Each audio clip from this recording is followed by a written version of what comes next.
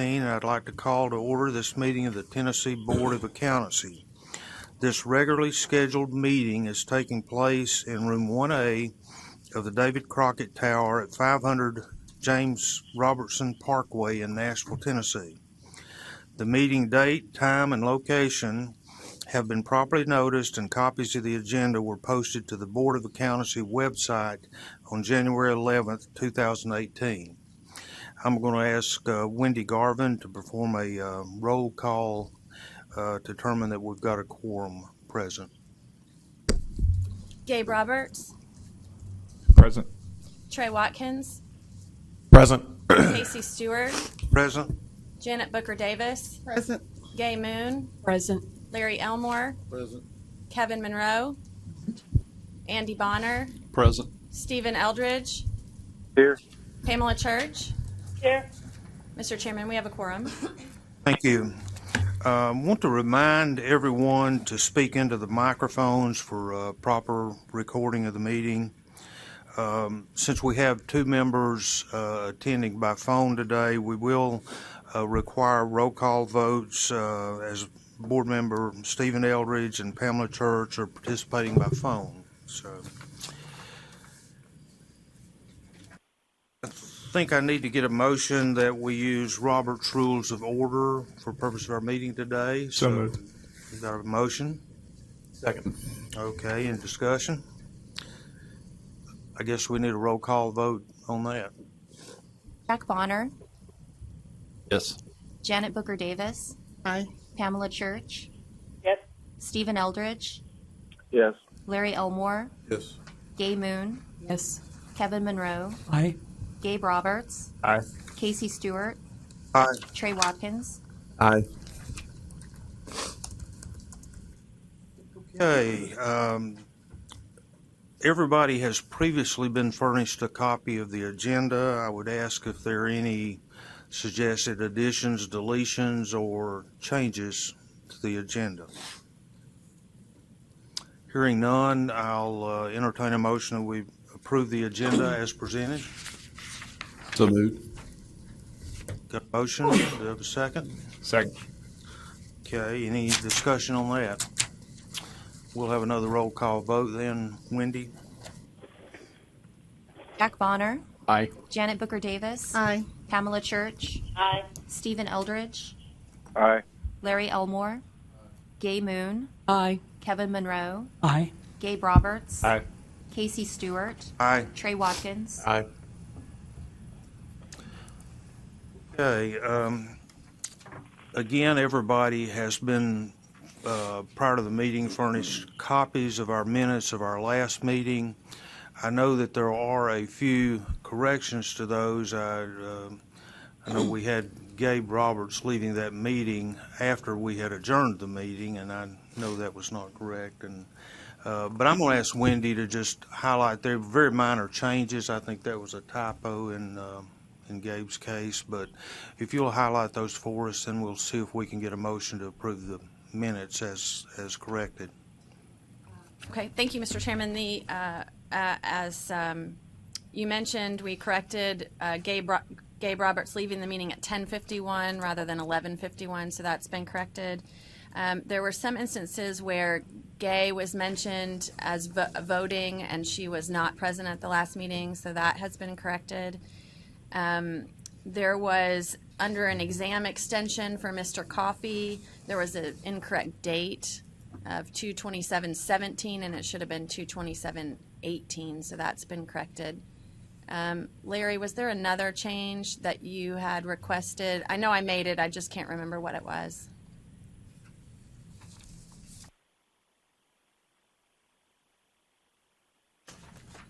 Yes, but I don't either right now. Okay.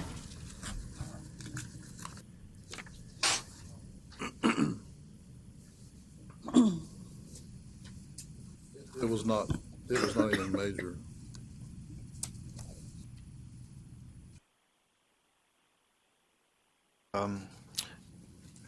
Could I get a motion that we approve the minutes with the changes as outlined by Wendy? Who made that? Okay, got a motion. Does it need a second? Second. Okay. Any discussion of the motion? Again, let's have a roll call vote to approve the minutes. Zach Bonner, Aye. Janet Booker Davis, Aye.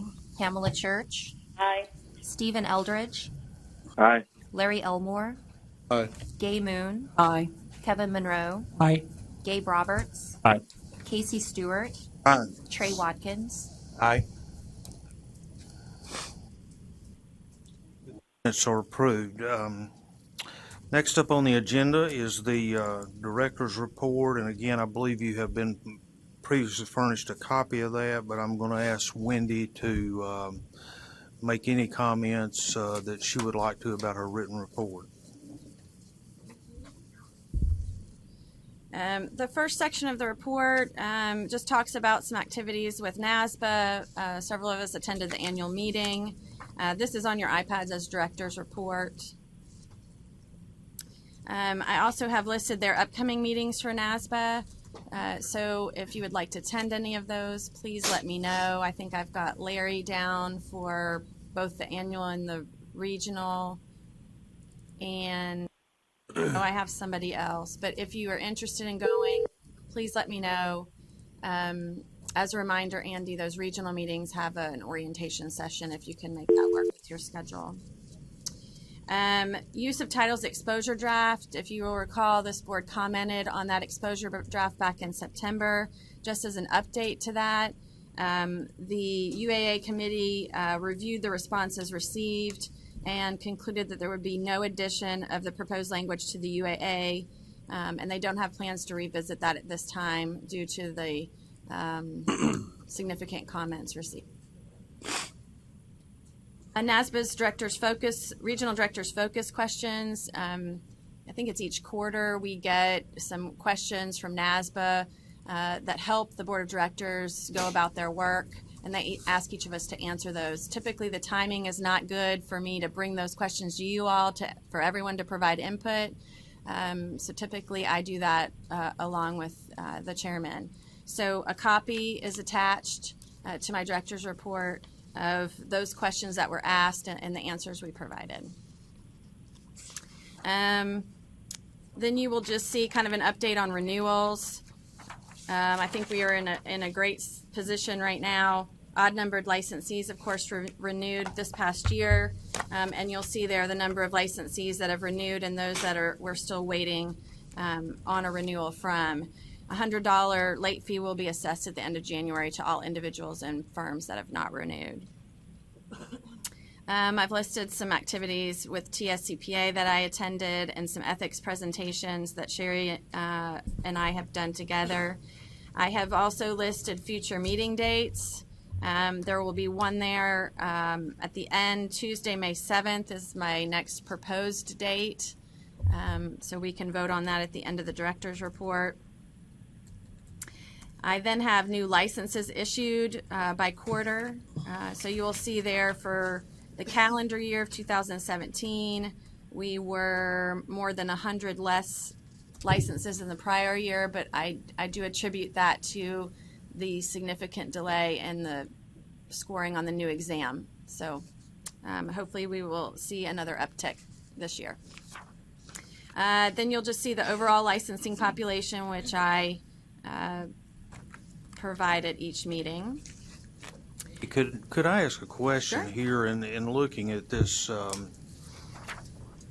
table or whatever, I noticed that the expired grace numbers I guess are down to 0. Is that normal, I guess, or was there a reason for it? Okay, so the board recently made a change to the rule where if you didn't, previously when you didn't renew, you had 12 months that you were in an expired grace status before you would fully expire. The rule changed to where now you only have 6 months. So on June 30, everybody in expired grace moves to expired, which is why those numbers are now 0 until like the next meeting you'll see a number there for the folks that didn't renew.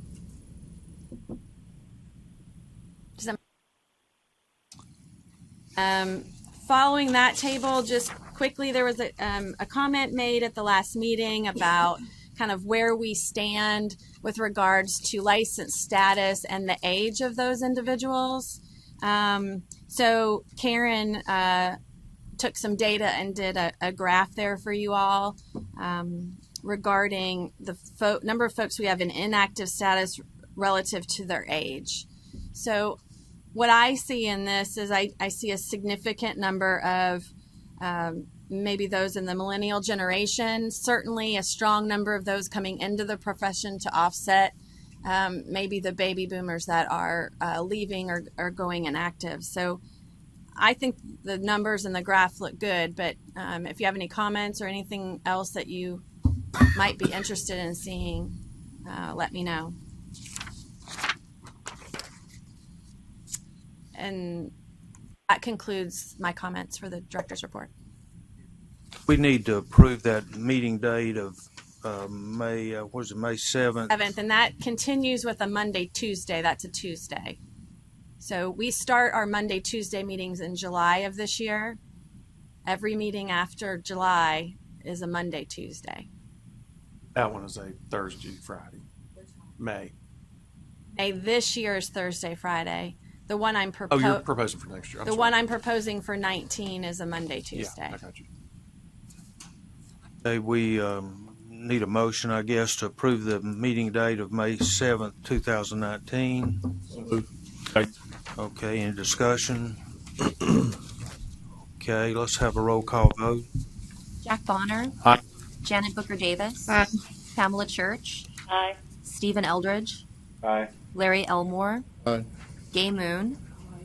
Kevin Monroe. Aye. Gabe Roberts. Aye. Casey Stewart. Aye. Trey Watkins. Aye. Okay, that date is approved. Everyone needs to please add that to your calendar.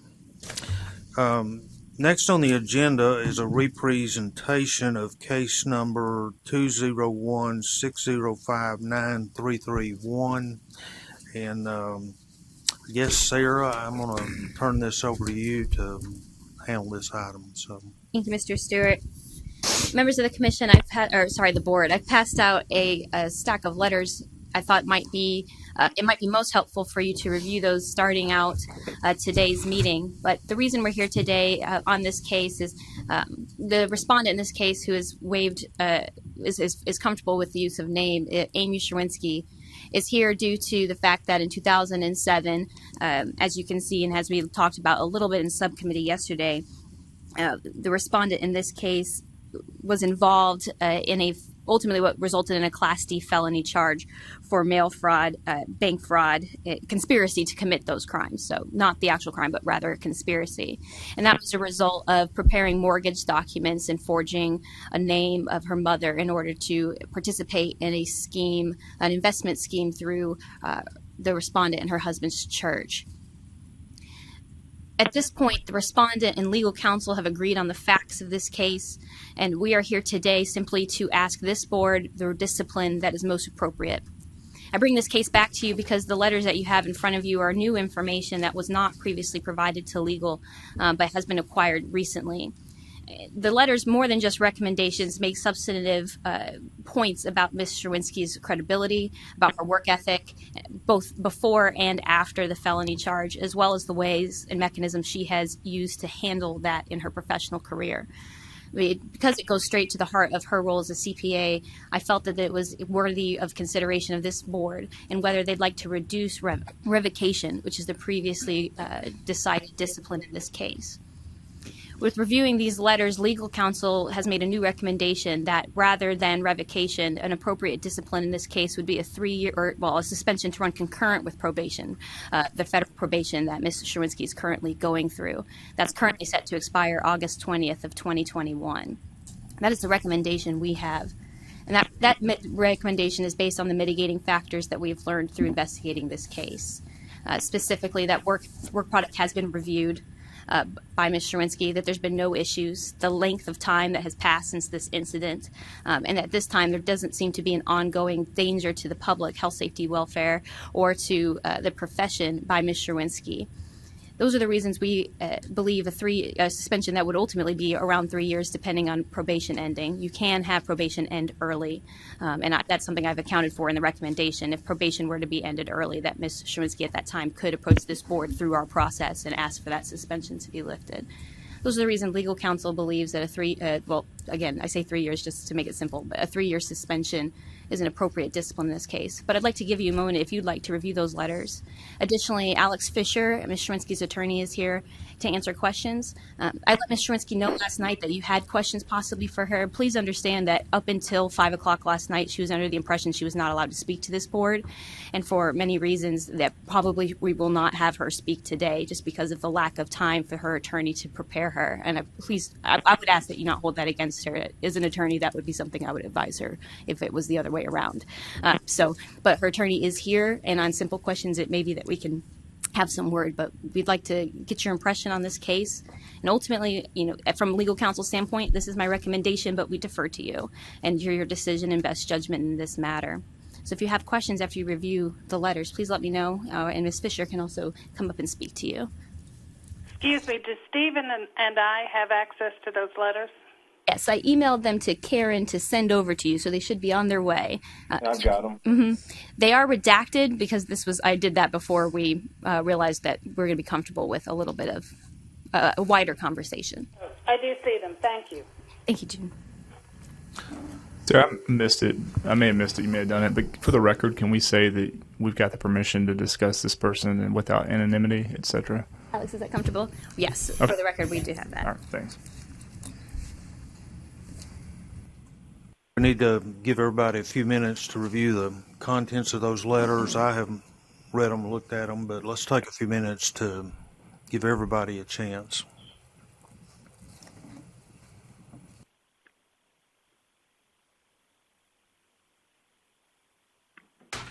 This case, this was presented in the legal report, correct? This recent one?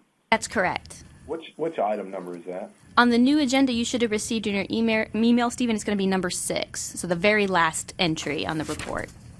And that will have the old report kind of summarized that Matt Reddish previously brought, as well as a summary of the new information and some of the decision making that I've made.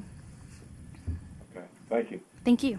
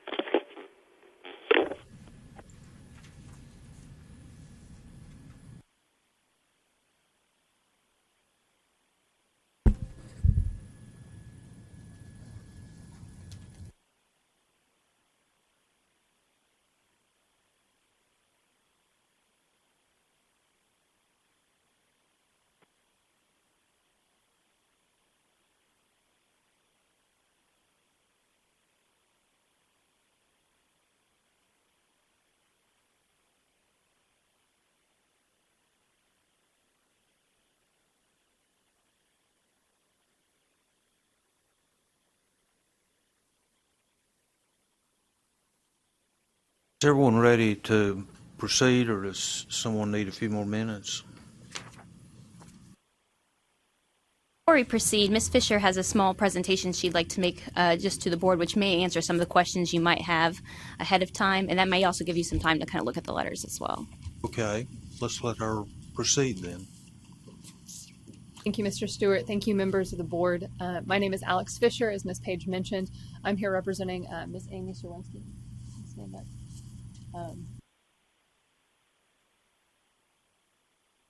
Move closer to the microphone. Thank you for allowing us to be here today, and I am Amy Zerwinski. First of all, I want to thank you all for the opportunity to be here. I know this is a re-presentation. I know also that your time is very valuable, that most of you are not here from Nashville, that you're traveling, that you have very busy careers, and that you're being here serving in this capacity. So first of all, thank you for the opportunity to be here. I'll be very brief so that I can be available for your questions. Hopefully you have before you today some letters that give you an indication of Mr. Serwinski's work history and character. What we're looking at today, the part of the code, and please give me some grace to this because I know all of you know this very well, but the part of the code that we're looking at in terms of disciplining Mr. Serwinski's license, which I want to be very clear, she accepts and expects discipline. She accepts full responsibility for this felony conviction. But the part of the Tennessee code we're looking at says these boards may impose any range of discipline on an individual who has been convicted of a felony. And so we're looking at this permissive language may, and then there's a whole range of discipline from censure to suspend to revoke. And I think that language is permissive from the legislators because they trust you who have invested a lot of time in being here to use your discretion in deciding what's most appropriate for each individual case. And so in looking at Mr. Serwinski's individual case, I would simply ask that you perhaps not rely on your own impression necessarily in this very short time of Ms. Serwinski, or even my impression of her, right? I'm here as her attorney, but rather that you would rely on the impression of those who've worked with her for years, sometimes decades. And before you should have 5 letters of recommendation from people who have previously worked with her or currently work with her, all of whom are aware of her felony conviction, and all of whom recommend without reservation that she be permitted to retain her CPA license. I think one question that this board may have is why perhaps she wants to retain her license if she is not currently acting as a CPA, and I'm really happy to address that at this moment. Ms. Serwinski signed her plea agreement, so as Ms. Page mentioned, this case is about 11 years old. The underlying incident occurred in 2007. As we all know, the criminal process is even slower than the rest of the legal process. She entered into a plea agreement with the federal prosecutors in late 2012. At that time, out of respect for her profession, which she holds very dear, she resigned from her position at the comptroller's office, knowing that when she signed a plea agreement, sentencing would be coming. Now sentencing took until 2016. So since that time, when she signed the plea agreement, she has not actively worked as a CPA. She has not had her license on the wall.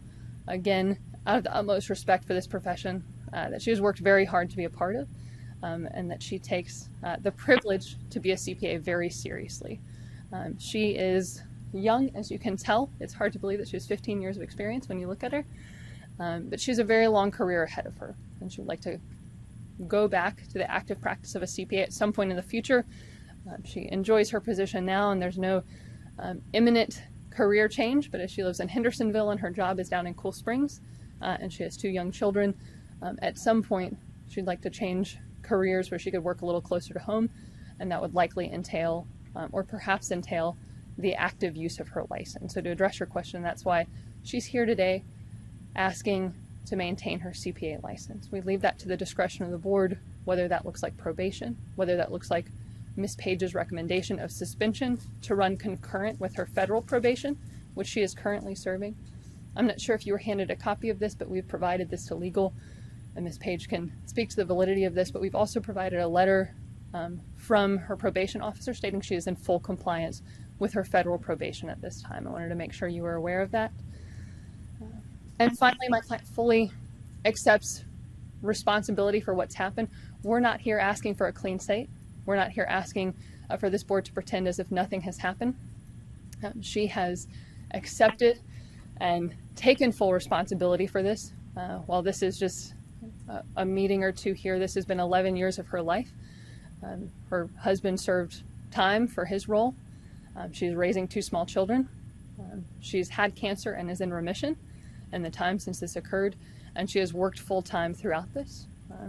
She is literally paying for this in restitution. She'll be paying for a very long time. So please know that we don't take this request lightly. We know you have a very strong duty to protect the public, and I would simply ask that you rely on the advice and recommendations of those who really know her well, not myself or those here who are just meeting her in this brief interaction.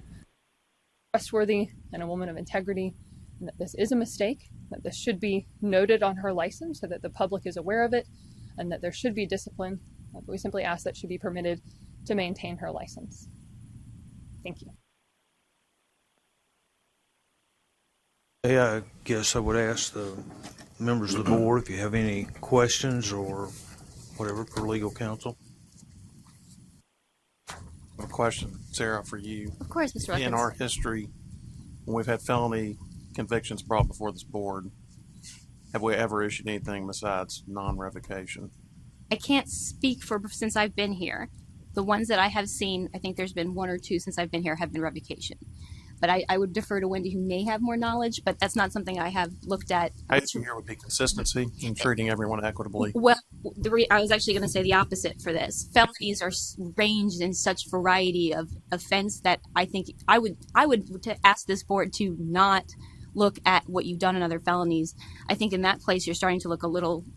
I think it's better to make an individual decision, because felonies can range from everything from a DUI to a forgery.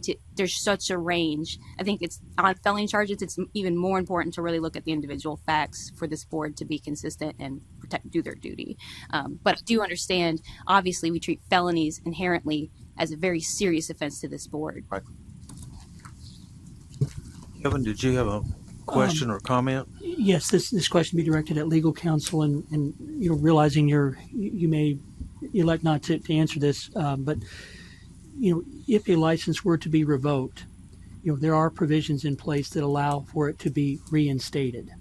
And so my question gets at, I think that the recommendation relates to suspension during the federal probationary period, however long that is for this offense and however long that will last. But substantively, I'm trying to determine what real difference. Presumably there would not be practicing during the period of suspension if we were to accept legal's recommendation. And I'm trying to substantively determine the difference between that and proceeding with revocation, if that's what the board elected to do, but then allowing reinstatement at the conclusion of the probationary period or any time thereafter. And so I'm trying to get at what is the significance of revocation and reinstatement versus suspension, and why do you feel that there's a significant difference in either of those 2 paths? I'm happy to address that. Although I may not know all of you as well as I know perhaps some other boards. I represent professionals before numerous boards here in Tennessee, and that representation doesn't just end when we leave this room. So a large part of this process, the reason why discipline is discipline, right, as you would want it to be, it's punitive, is because it's on the individual's record for the rest of their career. So every time they fill out an application, every time they're going somewhere new, every time they're perhaps engaging a new client, there's a particular process to explaining that, making sure you're forthright, making sure you're responding to questions appropriately. So these distinctions, even if the actual practice doesn't change for the next 3 years, that difference between suspension or revocation, or between probation and suspension, those words matter. They matter to future employers. They matter on someone's application when they're filling out answers to questions and they're already checking yes to a felony conviction. And those do affect someone's ability to maintain their livelihood, to provide for their family. So while short term it would have the exact same effect, I absolutely agree that the suspension process versus revocation, in terms of my role sometimes of working with professionals over a very long period of time, that explanation process later on, reprimand to probation to suspension to revocation, even if someone gets their license back, which happens very often, that process of continuing to explain what has happened previously, to provide appropriate disclosure, looks very different, right, as it should, because revocation is more severe than suspension, suspension is more severe than probation, has lasting repercussions throughout the rest of their career. So that's why we're here asking for less than revocation. Other questions or comments? Got just a legal counsel question. What is if we did a suspension? What does that do? Like, how does that follow a licensee in the future? Absolutely. So this board's actually a little unique in our suspension process. The way that I would envision it, kind of how I have it recommended, would be I draft a consent order, obviously with suspension to run concurrent with probation. But that suspension, instead of having a time limit or setting a date, the suspension would run until the federal probation is lifted. And at that point, the suspension wouldn't automatically lift. At that point, our procedures would be Ms. Sherwinski would need to submit in writing the reason she wants her suspension lifted. That would be brought to this board for review. And then at the next meeting, kind of what you might have seen this before with other things, at the next meeting afterwards, you would vote on it. The difference being, and it kind of goes a little bit to Mr. Watkins' question, is that part of that consent order, and I have that term here, is that I would seek to have certain criteria that this board would be looking for. No additional complaints during the suspension period, obviously, especially for any sort of unlicensed activity, in addition to all federal probation terms being met. And then we would come and present that to say that not only have we followed the procedures for suspension here, but that we legal counsel will go and check to make sure that these different conditions are met. And at that point, we would ask the board to lift it and have the consent order kind of give at least a little bit of guarantee that that would happen. The suspension would still be reflected on the license. Pursuant to our statute, it also needed to be reported. So if there are all other jurisdictions would be aware that the suspension is active. If for some reason Mr. Sherwinski in 3 years or however long doesn't submit anything in writing or does not invoke this procedure, that license would remain suspended.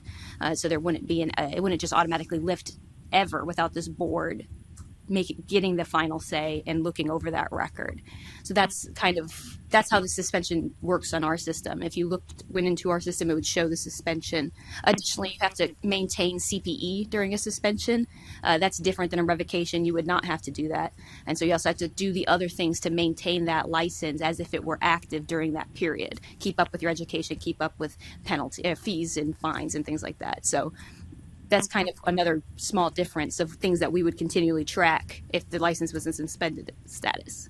What happens after the suspension's lifted?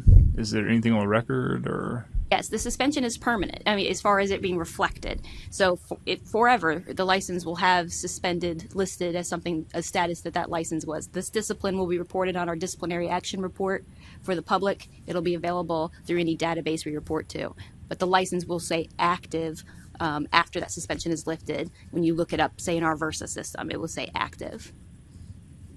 I'd like to ask a question. Am I reading this right? The history section that there is a previous complaint. Yes, back in I think 2006. Let me turn to it so I don't speak incorrectly. Or 2005. I'm not sure if Alex has background on this, but Ms. Sherwinski was part of a firm that hadn't applied for a firm permit yet.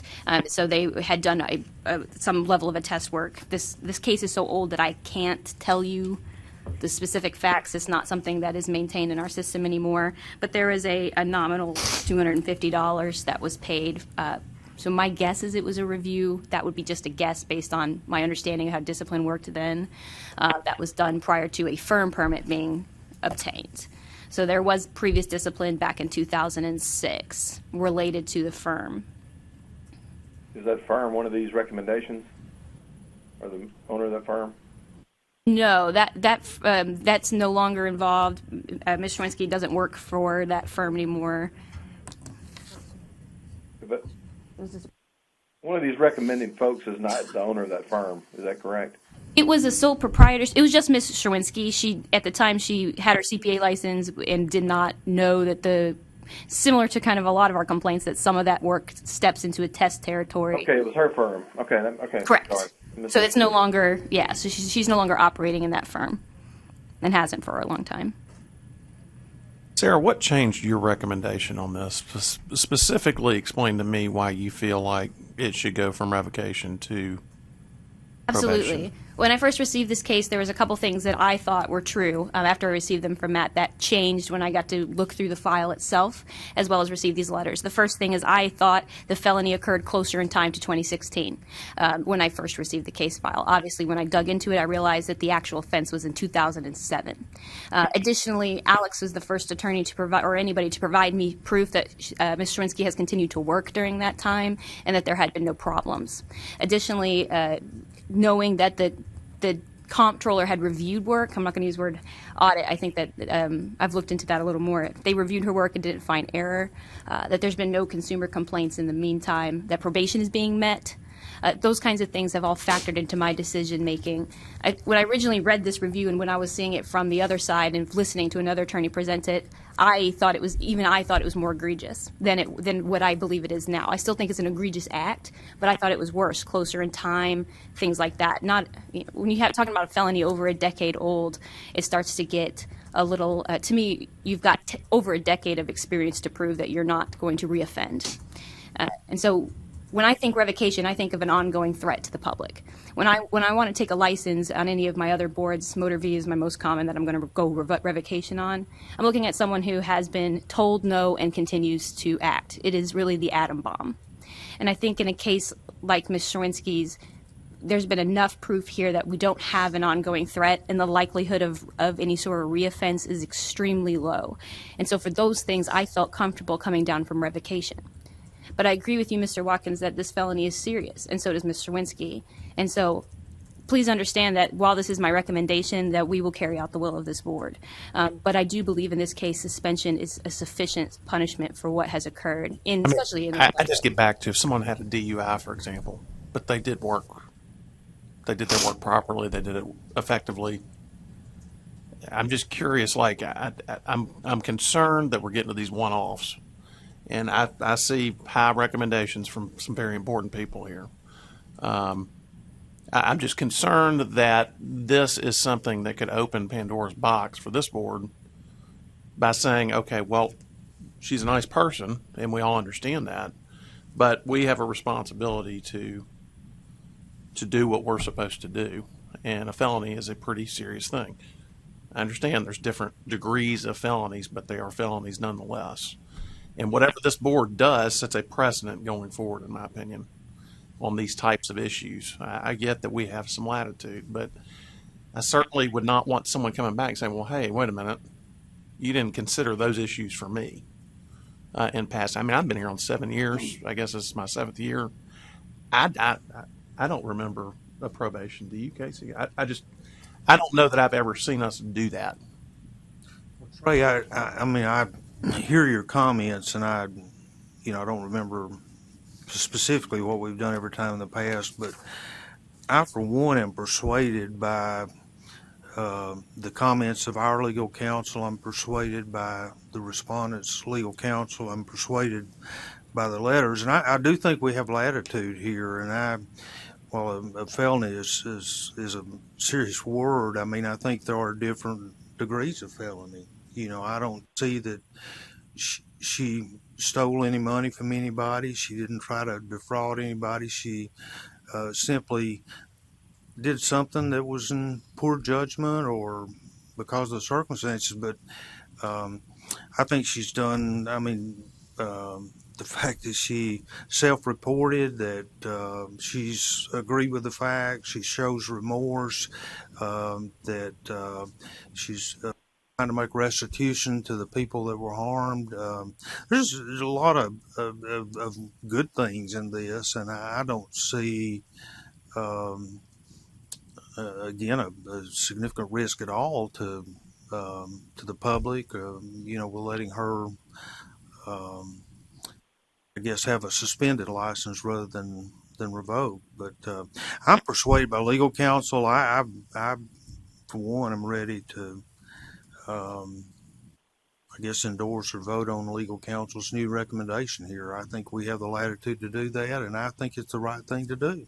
Can I say something? I think we should consider the fact that this is, in essence, subordination of judgment.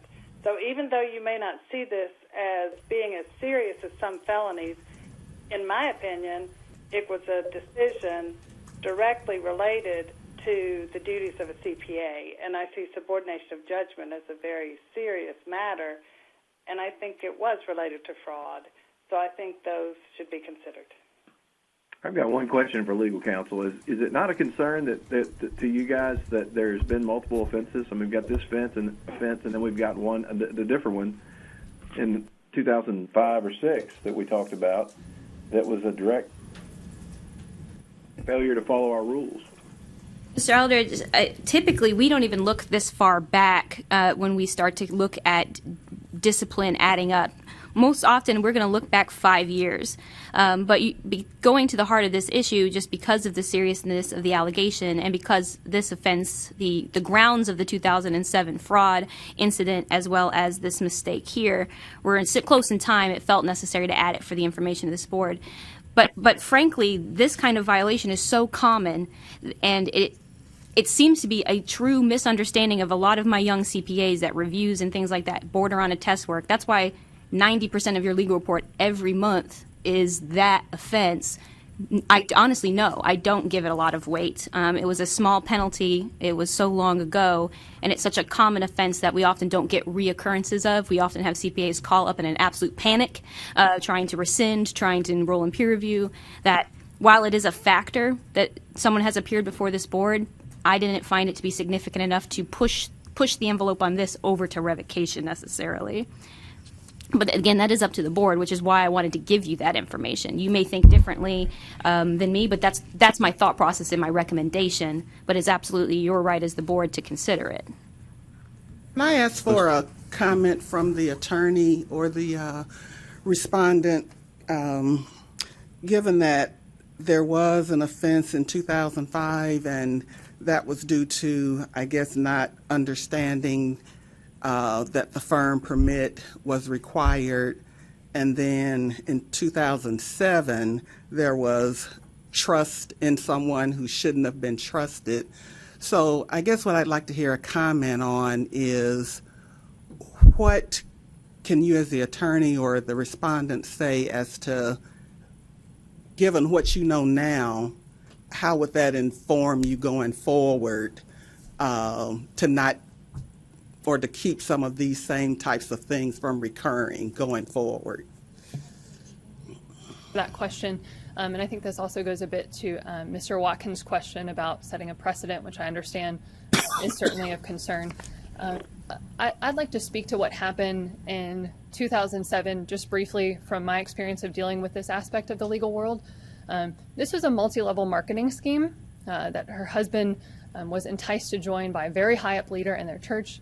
They're members of the Church of Latter-day Saints, which, as you likely know, is a very close-knit community, perhaps more so than a lot of other churches or religious organizations. This was a trusted member in their community who advocated and solicited for her husband to join, and that at her husband's insistence, she put a mortgage on a house as part of this multi-level marketing scheme. I know a little bit about this because hopefully this doesn't diminish your view of me, but I have represented multi-level marketing companies on the defense side. I don't do it anymore. That is for a reason, intentionally. What these companies do, what these organizations do, and by multi-level marketing scheme, I'm implying that in the illegal sense of the word, not the legal multi-level marketing organizations that sell purses or Tupperware or stickers for your nails that you might see on Facebook.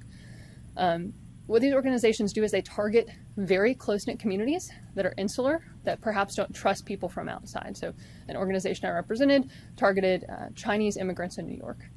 Not trusting of the outside, very vulnerable. They trust their leaders. They're easy to target. This happened in Nashville in the Church of Latter-day Saints. The individual who solicited my client's husband to join committed suicide when this started to come out in the open.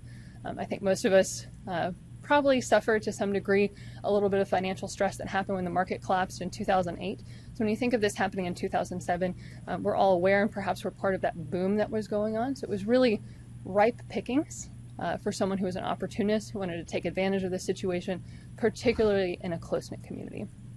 I don't say that in any way to diminish Mr. Winsky's responsibility. She accepts full responsibility. She has paid for it literally. Financially, she'll be paying for it for a long time. She's paid for it with her health. She got stage 3 breast cancer that was contracted by hormonal changes resulting from stress, not hereditary. She's currently in remission. She has raised 2 boys, one of whom has only known this through his whole life, while her husband was incarcerated for the past year and is now in a halfway house. She fully accepts responsibility. I only give you that little bit of background to know that this is perhaps different than another situation. Multi-level marketing schemes really target people at their most vulnerable for the people they trust most. Ms. Serwinski learned a very valuable lesson. She's even spoken in the community, spoken in her church about the importance of not just trusting someone because they're someone that you love. That doesn't mean that you don't extend others grace, but really being wise, even if it's your own spouse, even if it's someone you think you should trust, that you need to rely on your own judgment when you're making decisions and trust that gut instinct, which I think she had. This isn't a good idea. So she's always had a strong moral compass. I think her trust and her faith was taken advantage of in this situation. Again, that is in no way to diminish her responsibility, but she is very cognizant and her eyes are very wide open, ma'am, to others who would want to take advantage of her. And I can assure you, to the extent that I could have any ability to do that, that because of the physical, the financial, all the other difficulties she's faced, she will not put herself in any sort of situation, church, relationship, otherwise, where she would be led into a situation like this of not trusting her instinct of what's appropriate and what's the right thing to do. Question. I'm glad you told us or went into some of those details because I've kind of gotten lost in some of these details. I wanted to ask a question. What was the particular felony that was perpetrated here? Is it forgery on a document, and then number 2 part to that question is, what role did she have in her husband's participation, and why did he wind up going to prison?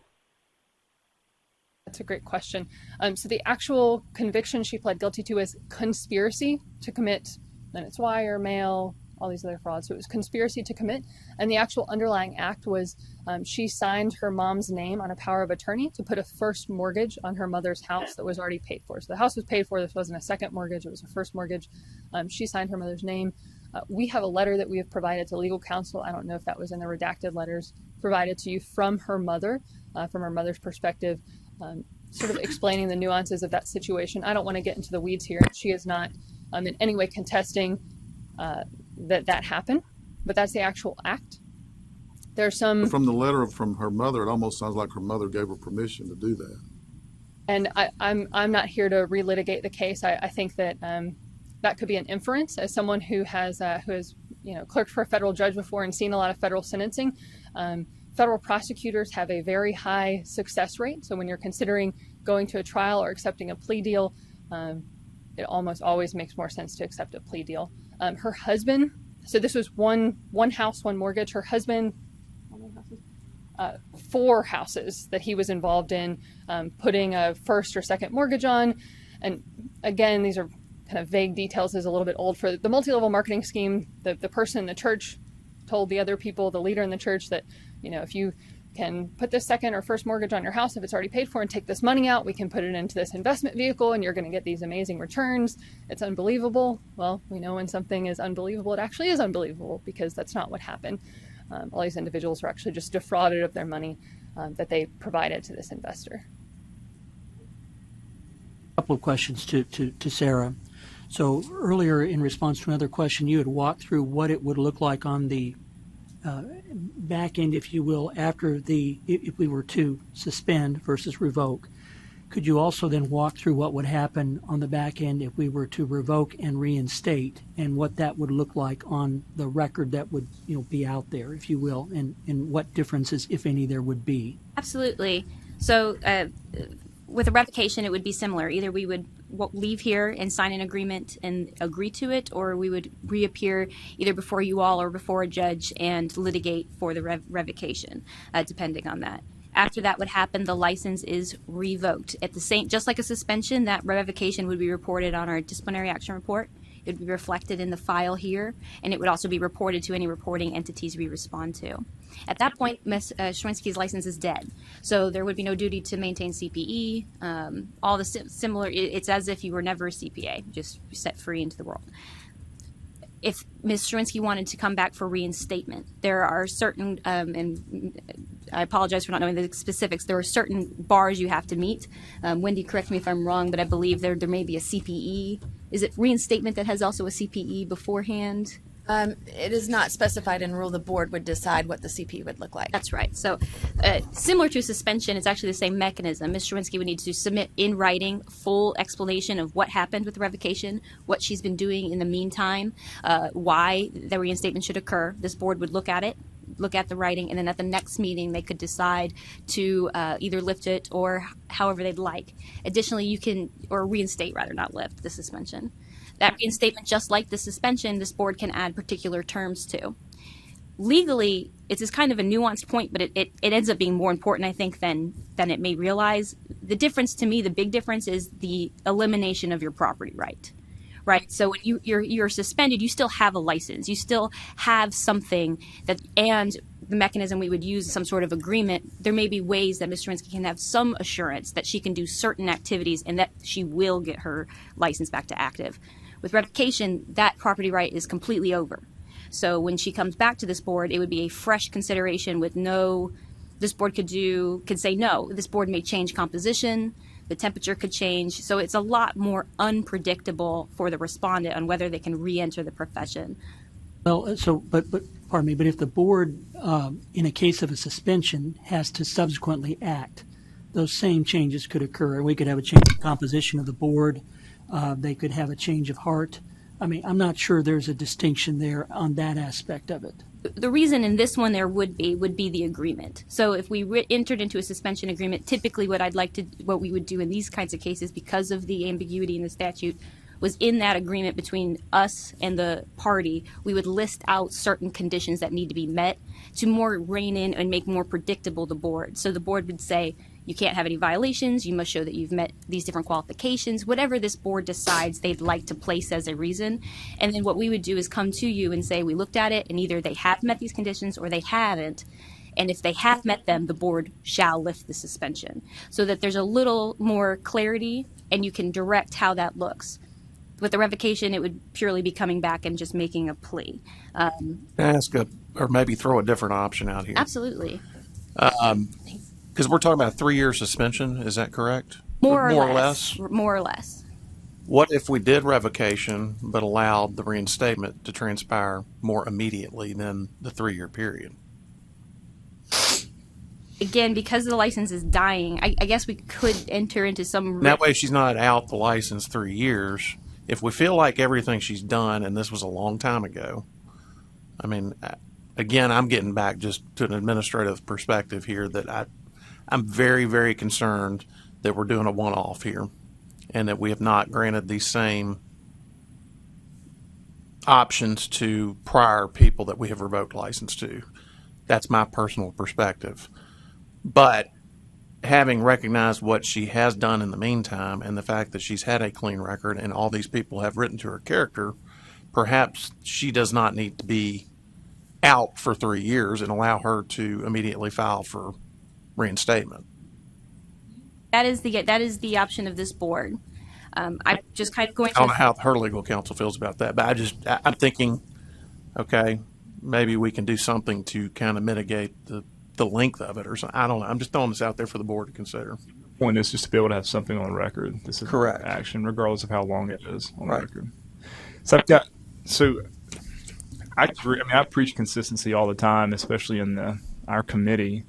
I feel like the more serious the issues are, the more it demands, maybe this is counterintuitive, the more it demands one-off review. So the consistency piece, I think this is kind of what Sarah was getting at earlier, I'm less concerned about. I really, first of all, I applaud you for coming before us today. I mean, we have a lot of people that come in front of us, and regardless of what's happening, regardless of any type of conversation or questions about what it was happening, I appreciate the fact that you came here today, because that's pretty difficult. And I think that speaks to some character as well. So I appreciate that. it's always better to have more information to make a decision than trying to do it in a vacuum. And by you coming and your legal counsel coming, that helps us. I would love to be able to get to where Casey was, trying to think about the revocation versus suspension. To me, one of the benefits potential of suspension is that she does have the license and she's required to maintain CPE on an ongoing basis, versus, as I understand revocation, you have to do it all at once up to 5 years. And so let's just say it was a 5-year revocation period or whatever happens. I don't know. I know whenever I'm up on a timeline, I can just jam in a bunch of CLE in a week or two. I probably don't get as much out of it. And if I do it consistently throughout a time period, I think that maybe is better. The fact that she still has the license means that she's still under our purview, I guess, as a licensee that we still govern. Those things are helpful. Those kind of weigh in favor a little bit. I'm thinking out loud. But in order to be able to get there, I've got a couple questions, and I don't know if you can answer them or if you're willing to answer them, but I'm trying to understand the timeline, and I'm trying to understand exactly what happened, because looking at the recommendation letter that I think may be from her mother, we're using the word mother and grandmother back and forth, like my mother, my grandmother. So I don't know exactly. So can you help clarify that? Really, it's the 4th paragraph and the 5th paragraph. So I don't know if it's a grandmother or great grandmother situation or what's happened exactly. Yeah, absolutely. So, so the house Miss Sherwinski's mother lived in. This is the house that the first mortgage was put on. The house was jointly owned by your grandmother and mom. The house was bought by her grandmother. So at a time, her grandmother owned about 80 houses in Nashville as rental property. I think we all wish we had that right now. We wouldn't have to be here today. But so her grandmother owned a lot of real estate. Her grandmother bought this house. It's in Inglewood for her mother to live in right after her mother had Amy. Amy is the oldest of 5 kids. So when we're going back and forth, owner of the house was her grandmother. Her mother lived in the house. And to get permission for the mortgage to be put on the house, she had to have both her grandmother, we're talking Amy's, grandmother's signature, who owned the house, and her mother, who lived there. So her grandmother was on board with sort of the scheme, for lack of a better word. Amy's husband had convinced the grandmother that this was a good deal. Her grandmother was a sophisticated businesswoman. This sounded like a good way to make some more money in real estate. Amy's mother, who I believe didn't work at the time, felt a little uncomfortable with it, was resistant. So that's where we get into. And again, I don't want to come in here and relitigate this matter, the criminal facts of it. So that's why I'm being very delicate here, because I don't want to sound as if I'm trying to re-argue anything. You know, this is the plea agreement she entered into for the conspiracy. But the house was owned by her grandmother. Amy's mother lived there.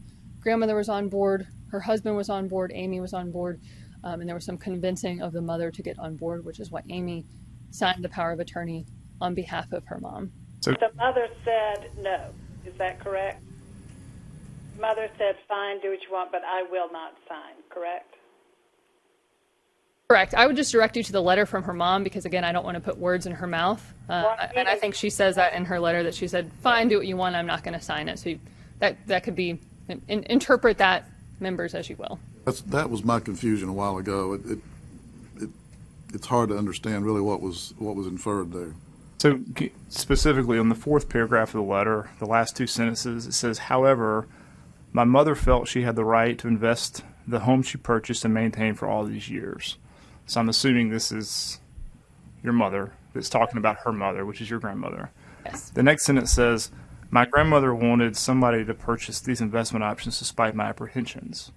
So now that makes it look like she's talking about your great-grandmother, because she says my grandmother. Does that make sense what I'm saying? Okay. I think we're just talking about 3 generations here. The grandmother, the mom, and Amy. So the grandmother was the one who had the investment properties. Mother was the one living in them, and then Amy. So the next paragraph says, my daughter, at the urge of her husband and grandmother, signed a power of attorney for my grandmother to sign for me at closing.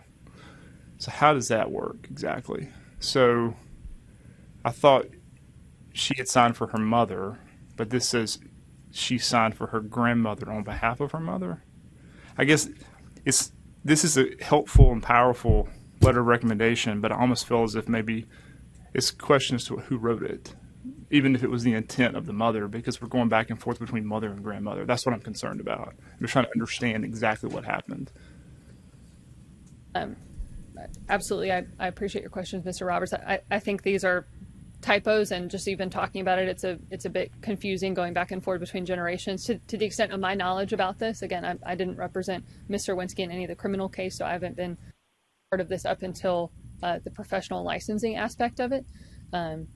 My understanding is that we're just talking 3 generations: the grandmother, Amy's mother, and Amy, and that the mother was resistant to participating in this. She lived in the house, and the grandmother was very insistent as well. But why does the mother say "my grandmother" in the letter that she wrote, when in fact it was her mother? Can you give me just one moment? Thank you, ma'am. These were all, I was confused about all that too.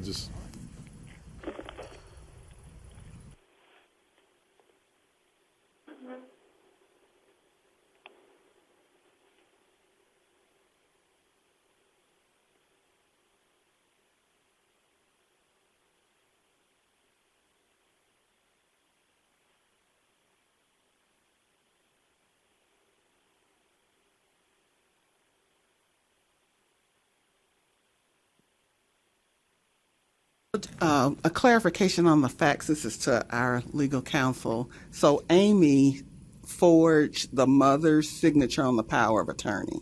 Right. And okay. Ma'am, thank you for your question on the phone. I don't have a response for why in the mother's letter it says signed a power of attorney for my grandmother. I didn't meet or interview this individual in person. Does that not arouse suspicion that the mother didn't write the letter? And just my question wasn't posed as a gotcha, because this letter was notarized. I'm assuming the mother presented it and said, "Here's my ID." That's fine, and I don't care who wrote it. This is what I'm just trying to understand the facts, and this was the only letter that gives more facts, and so that the fact that there's potential typos concern me. I'm not also trying to relitigate it, so I'm not trying to have a gotcha. I'm just trying to understand what happened. Oh, and I didn't take it that way Okay. at all. Thank you. I don't know. I didn't sit down with her. I didn't work on this. I don't know her her age or where she's at. I will say, my father is a very intelligent man, but when you read emails he writes that you might not think so, with his typing ability and spacing and pronouns. Because he's not well versed in using computers. So I don't know Mr. Winsky's mother. I intentionally don't interact with individuals like this who I ask to provide statements. I usually ask for certain things. Please explain how you know the person, how long you've known them, details of the situation we're talking about, whether you would make a recommendation for or against them maintaining their license. Those are the things I ask for, and I try to stay as far away as I can from there to make sure it's as impartial as possible. So to the extent you want to infer into that typo or not, I leave that to the discretion and wisdom of this board. That's not something, unfortunately, that I can shed any light on today. My apologies. Well, let me ask one more question. It repeats as well. If you go to the very last paragraph, it says, "I forgive my daughter, her husband, and my grandmother."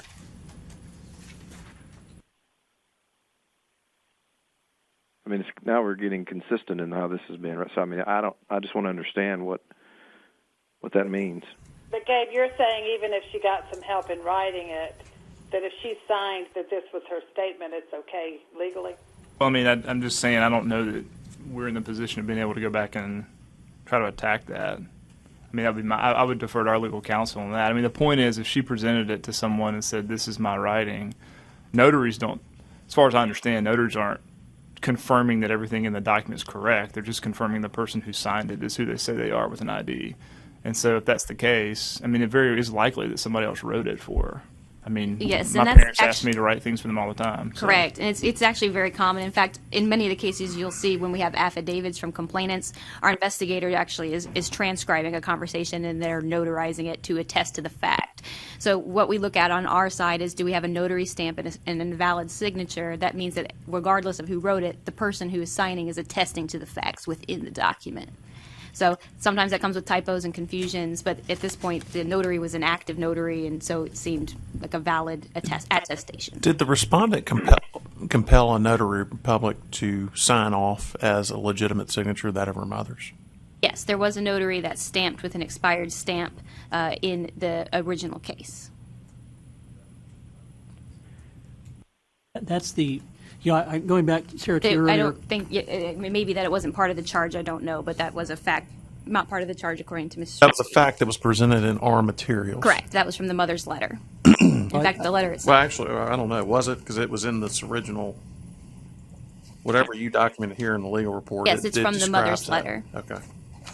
So, I go back to your, I think, very earliest point, which is we have to consider each case separately and on its own merits and so forth. And, when I look at the previous entry information about the description of the plea agreement, where it says, pleading guilty to a Class D felony for conspiracy to commit wire, mail, and bank fraud due to signing mortgage documents that were prepared fraudulently by their spouse and church leaders.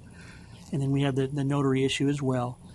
To me, that in contrast to a DUI, and I'm by no means trying to condone DUI in any means, but from an accounting profession standpoint, that's what causes me the most difficulty here as between moving for a suspension versus keeping the original recommendation of revocation, because that's as close to the heart of the core of the ethical accountant that I can think of.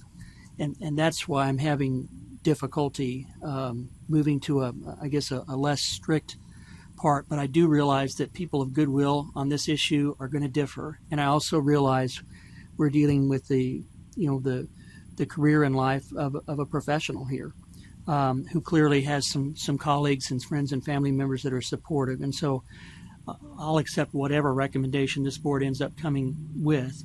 But for me, the defining point is that we have pleading guilty to a Class D felony that relates to fraud. And that's difficult for me to get over the hurdle on with respect to revocation versus.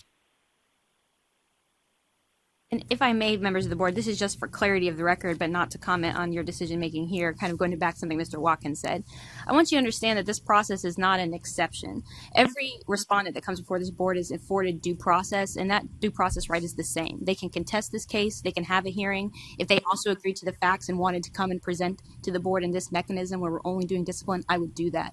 So I hope you understand that just because this is not a common occurrence, that it is not some special exception. I know that with a comptroller letter, it may seem that might be the case, but that is not the case. In fact, I had already agreed to do this presentation before I'd even seen these letters based on more facts about the age of the felony.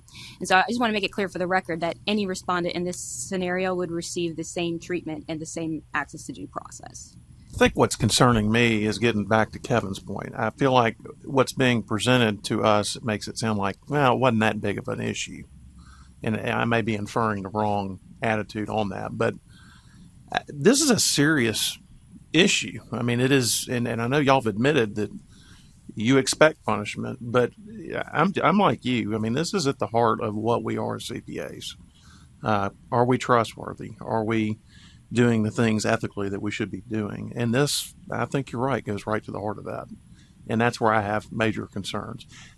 I am sympathetic to the cause, and that's why I suggested that maybe we continue down the path, but allow reinstatement earlier rather than later as some mitigating factor to time served, whatever you want to call it. I don't know. That would be my suggestion.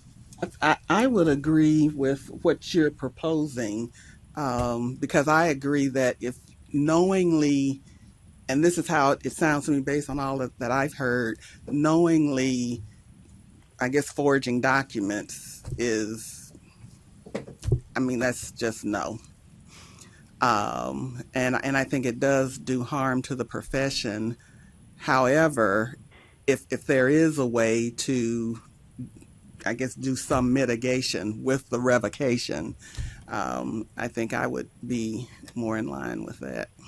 So, from a legal perspective, sorry, Gabe, please go ahead. I agree with everything that Trey said, and Kevin said, and Janet said. I guess what I'm trying to figure out is where's the potential for more harm, right? And so if we revoke the license. She's not practicing. She's not doing a test services and doesn't have to have a license for us to be a CFO or whatever position she is. She may never come back before us again. If we suspend it, she's still licensed. She's still purview to our requirements. She still has to do CPE. I don't like the automatic lifting of the suspension. I don't like that. But other than that, we're still there, and we know that she's getting instruction on certain issues, including potentially we could even make it mandated some types of ethics sorts of things. And if we revoke her license and then immediately let her reapply and we grant her a license 3 months from now, well, guess what? Like, she's got a license. There's nothing. I mean, there's no oversight other than just general oversight that you have. And so I guess what I'm trying to say is I completely agree with you, and I'm not saying I would disagree with the revocation. I think we need to take a stand, but I'm also wondering is this an opportunity for a bigger win for the profession and for the public if we are able to keep her in some type of a restricted license status and requiring her to do certain types of things. And y'all are the practitioners, so I would defer to your judgment on that. But all I'm trying to say is that's an offer to try to get to under the same reasoning that you all have, but maybe trying to get somewhere that perhaps could counterintuitively provide a little more protection to the public. I think you make a good point, Gabe. But I also think that Kevin and Trey and Janet made good points as well. The question I want to ask real quick, and I don't know if Sarah you can answer this, but quick summary: what can you do practicing with the suspended license? Nothing. It is equivalent to not being licensed. The only thing is that, again, kind of what Gabe was going to, which is actually what he pretty much took the words out of my mouth. It keeps the teeth, right? So that you still have a license and the ability to renew it. You have a property right to it that gives you a little more grounds to play with. But you are functionally not a CPA in that time. You cannot represent yourself as a CPA. You cannot list it behind. Business cards don't have it. Can't use the CPA behind your name. You cannot on use anything. the designation. You have to remove it from everything. You cannot perform a test work. You cannot hold yourself out as a CPA in any capacity as if you were revoked. Serving on boards, you can't have that in your bio or that's correct. You cannot like say that. It would be a violation of the suspension and of our laws to say that you were a certified public accountant in any capacity. So you would not be able to do that at all. All right. Let me follow up again. One more thing. I think, and maybe I misunderstood what you said, Sarah, but I think you said that no financial loss was incurred in this deal. Did I misunderstand that?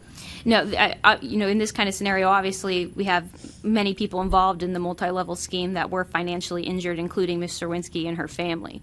And that's why restitution was ordered and is being paid. Has that mortgage been paid entirely?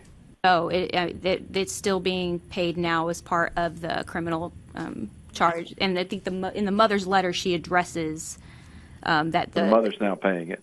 Yes. So restitution has been canceled, and the mother's assumed the liability that she incurred from this event. Is that correct? Yeah, I'll let Ms. Fisher talk to that. To clarify, she has been ordered to pay criminal restitution as part of her federal sentencing. So she entered into a plea agreement. It was 4 years before a federal judge decided to sentence her based on that plea agreement. The federal judge decides, as a judge here in Middle Tennessee, decides what the terms are of that plea agreement. One of the terms was paying a restitution. She is currently paying that. One of the reasons why I included a letter to Ms. Page from her probation officer is that monthly payments of that is part of her complying with her federal probation, and she is currently active and compliant with her probation, which means she is paying every month. And just to make sure this board is aware of the burden of that, again, her husband was in federal prison for the past year. She has 2 small children. She commutes from Hendersonville to Cool Springs every single day. She had breast cancer during this time and is now in remission. She worked full-time throughout all of that. So she has accepted responsibility for this. And again, I'm not saying this to, evoke any sympathy. I'm saying this to let you know she is paying this. This has not been put off on someone else. This is what the court has ordered. She accepts it and is paying this restitution, and she is compliant with her federal probation and keeping up with the payments of this restitution. Is her mother still paying something that was the result of her actions? Can I ask that question?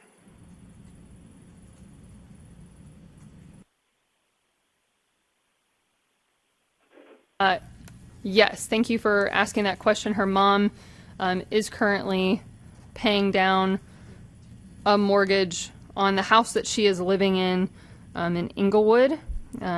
Just of note, her mother did not have to pay any mortgage for many, many decades of her life. Not that But the mortgage that she took out on the house, the mother is still paying that mortgage, or a mortgage that may refinance that.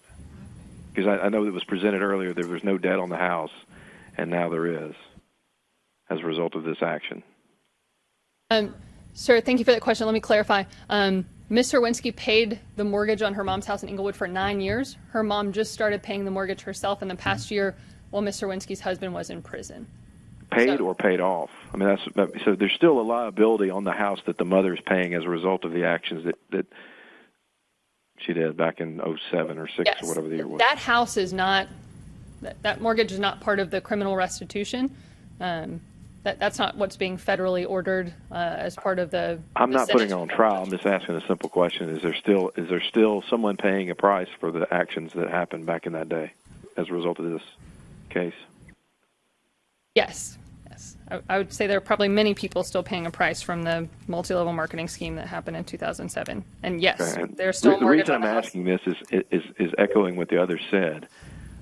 This is a big deal, I guess, to me, and our responsibility to protect the public and to preserve the integrity of the CPA profession. And this is just a direct shot right in the heart of it. And that's where I'm hung up on this. I mean, I'd love to, like I said, or like Gabe said too, get to where Casey is on this. But I'm still struggling with that issue because I take it serious, the protection of our industry.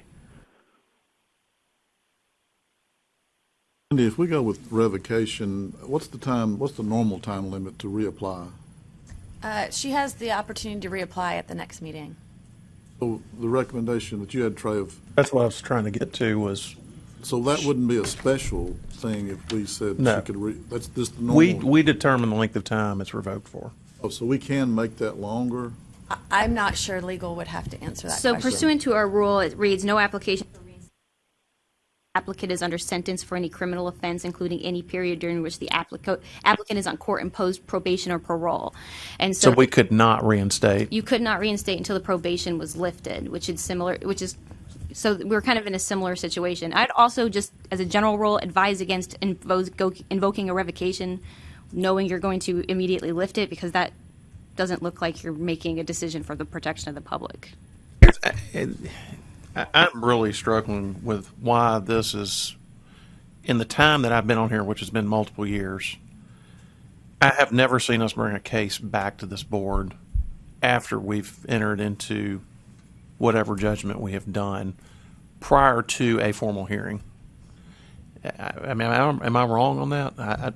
We bring back probably 2 or 3 cases every meeting that is anytime you see something that says it's a representation, that's exactly what this is. I just don't recall, and maybe I'm not paying attention. I don't know. Well, we do representations, like Sarah said, without folks present and being involved. Gotcha. I know back when I began attending these But usually meetings- those are when facts changed, are they not? Right. Which is why I brought this. Yes, we typically only bring things back when the facts and circumstances have changed. Now, I think what Sarah is saying is that she felt like these letters were mitigating circumstances that you all should be aware of. Okay. If they don't change your mind, then... Correct. But they don't change the facts of the case, though. And I think Chris makes a good point. They did. It's just I mean, not discounting them or anything, but it's basically saying, well, I don't think you should do anything bad. I don't think you should do anything. But it doesn't change the facts. That's where I don't understand either. It did. The previous presentation never presented the timeline of the length of time. We didn't have the letter from the mother. And then the fact that the comptroller had reviewed the work product. I just thought all 3 of those things are significant matters that would go straight to the heart of the decision of this board. And so it was your right as the board to know these facts. Additionally, the reason this one is different is, again, that we are agreeing on all facts. If we went to a hearing, we would only be doing this. And when we would be paying a judge, we'd be paying a court reporter, we would be doing a whole formal thing. Y'all would have to come up for a whole separate day. And so this was an effort to really just get to what's left. All that's left is this part. And again, whatever this board decides, I I'm only presenting to you the stake. My presentation is just a recommendation. My job is and always will be to carry out the will of this board. And so if this doesn't change for you, that is totally fine. I just felt that it was my duty as your representative to make sure that you saw things that I thought were significant changes in the facts. I think a 10-year difference between a 2-year difference, which is what, if you read the original presentation, there's nothing about that timeline. I thought that was a significant fact. And so that's why this is back before you. And it's, in my mind, it's no different than any other case that I would put up for presentation. And if any attorney asked to come and be here for that representation, I would, of course, allow it. So, if I'm understanding correctly, maybe I'm just ignorant on how the legal system works, but if these are very important facts that we're introducing now, was all this stuff available back at the time during the court hearing back in? I don't think your letters were. I know that, but I'm saying, but what those people, did they feel the same way at that time? I can't speak to how the people felt, but the difference is that we were dealing with Ms. Sherwinski unrepresented by an attorney in a foreign process, and so she was responding to questions how a normal person would. I'm raising kids. This is this is important to me. And then you had Ms. Fisher come onto the case, who is more knowledgeable of what boards are looking at, public safety. And so often that makes a big difference. So when you have an individual who's pro se, they're responding emotionally, they're responding the best that they can. But then you have a professional come in and say, no, this is not just a person who you're talking to about why you're a good person. These are professionals wanting to know why you could be a good CPA. And so that brought about these letters, which flushed out facts that I didn't have. Now, they would have come out during the discovery process. Again, when we bring these cases to you, we're looking for probable cause to go forward into discovery. So all of this came up naturally through the process of moving towards a hearing that we have set. There are formal charges on this. So, and then we realized between the two counsels that there's nothing to dispute here besides what's the takeaway. We all agree, we all understand the seriousness, and so that's why this is coming in this way. So it's not that investigation wasn't done on the front end, it's that this is the natural progression of litigation. Facts arise during discovery, and if those facts are significant and change the recommendation of legal counsel, we obviously, that's considered a settlement. And I don't have settlement power, the board does. So I have to bring those settlement offers to this board for approval. I kind of agree with Sarah, and I appreciate all your hard work on this and what you've done. I think that the time frame is kind of extended, and that if legal counsel will correct me here, it's my understanding she took her license down immediately, and she did not hold herself out to the public. She did not use the CPA during that time period. I just think that there's some question in my mind when you deal with a family, and the way that it kind of reads is that, if this goes great, I'll take the money. If it goes bad, then I've got an out.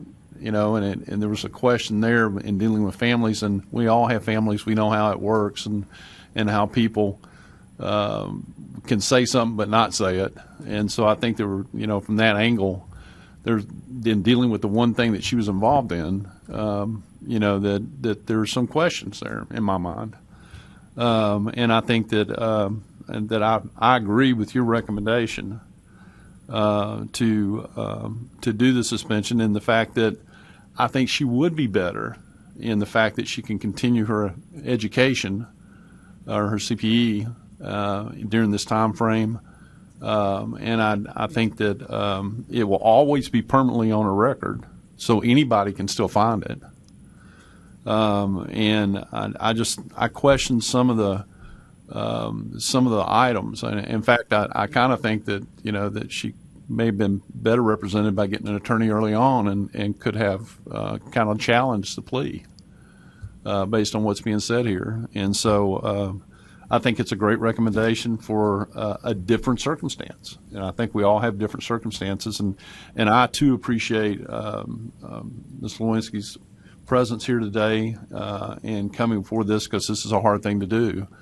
And I don't think that a judge my personal opinion is that I don't think a judge is going to, I think they've got a good right to challenge this and take it to court, and all of us. We're the jury. and ultimately it'd be up to us to decide that. So I don't think a judge could decide for this board what would be proper.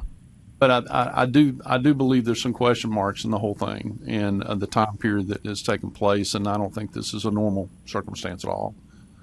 And I don't think we're changing something we've done in the past. This is unusual. Sarah, I want to thank you for bringing it back. I get where everybody's coming from, but I kind of prefer the suspension and then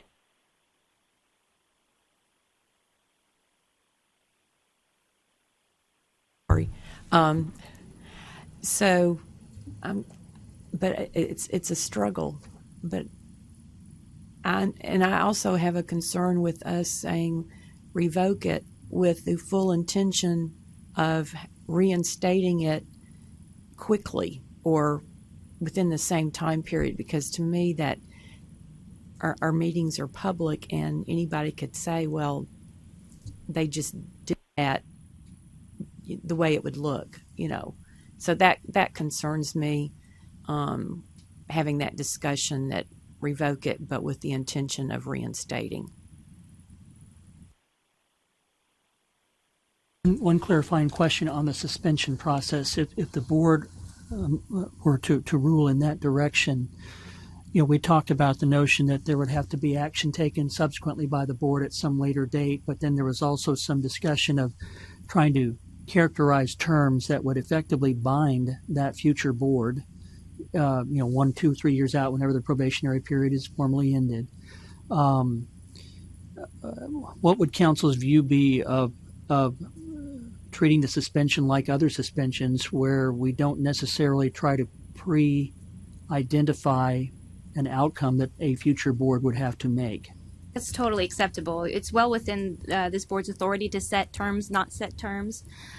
Sometimes it's nice for guidance, but it is not required by any means. And in fact, because of the way that this board has a unique process of a 2-meeting review, really you're going to be able to see all those facts and make that decision when that comes time. So either way, there's no legal reason to require those except for, unless this board wants to. If there's something they want done that they want to see and want proof of on the front end, sometimes you can expedite the process. Since we already have to wait 2 meetings, a whole quarter usually of a year, sometimes it's nice to have terms that you already know you're going to be looking for in there.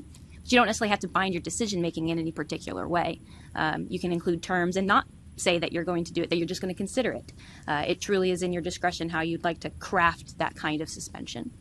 For me, if we were to wind up with the suspension route, I would prefer to keep the board's options open and consider, maybe these guiding terms, but not to make that locked in for that future board. And I just respect the opinions of each and every board member. I know this is a difficult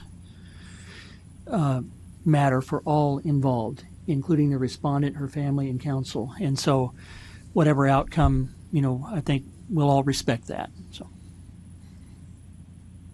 Hey, how can we move forward here? Or a notion on what's been proposed, right?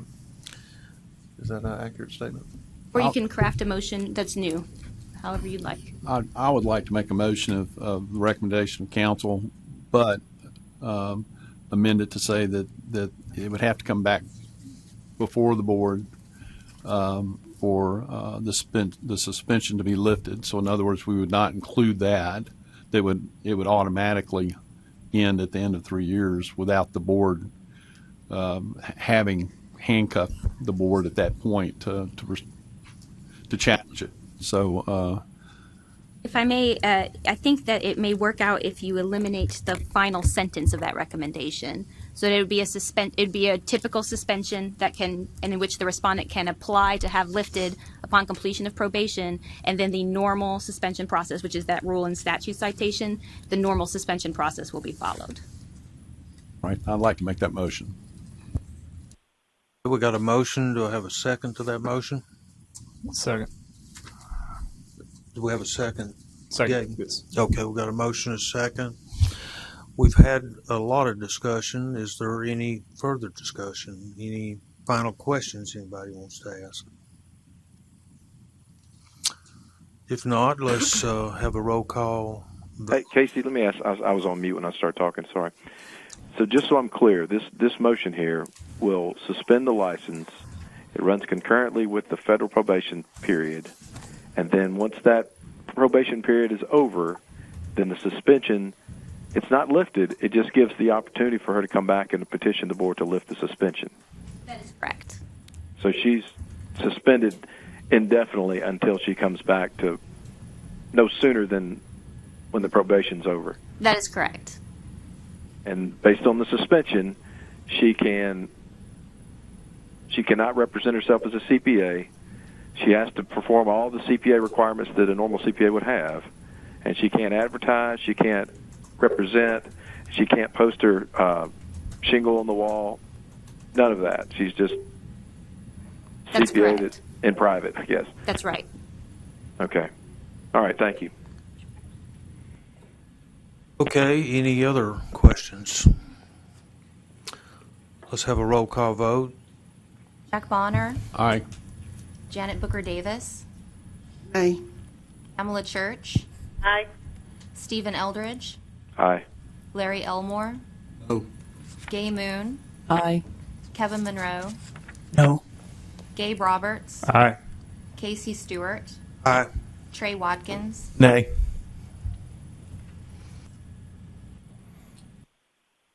Four nays, so the ayes have it. Members of this board, I appreciate your time very much. Thank you. Appreciate your, certainly your work on this, and appreciate you all being here today. And I know this has been very difficult for the respondents, so thanks for being here.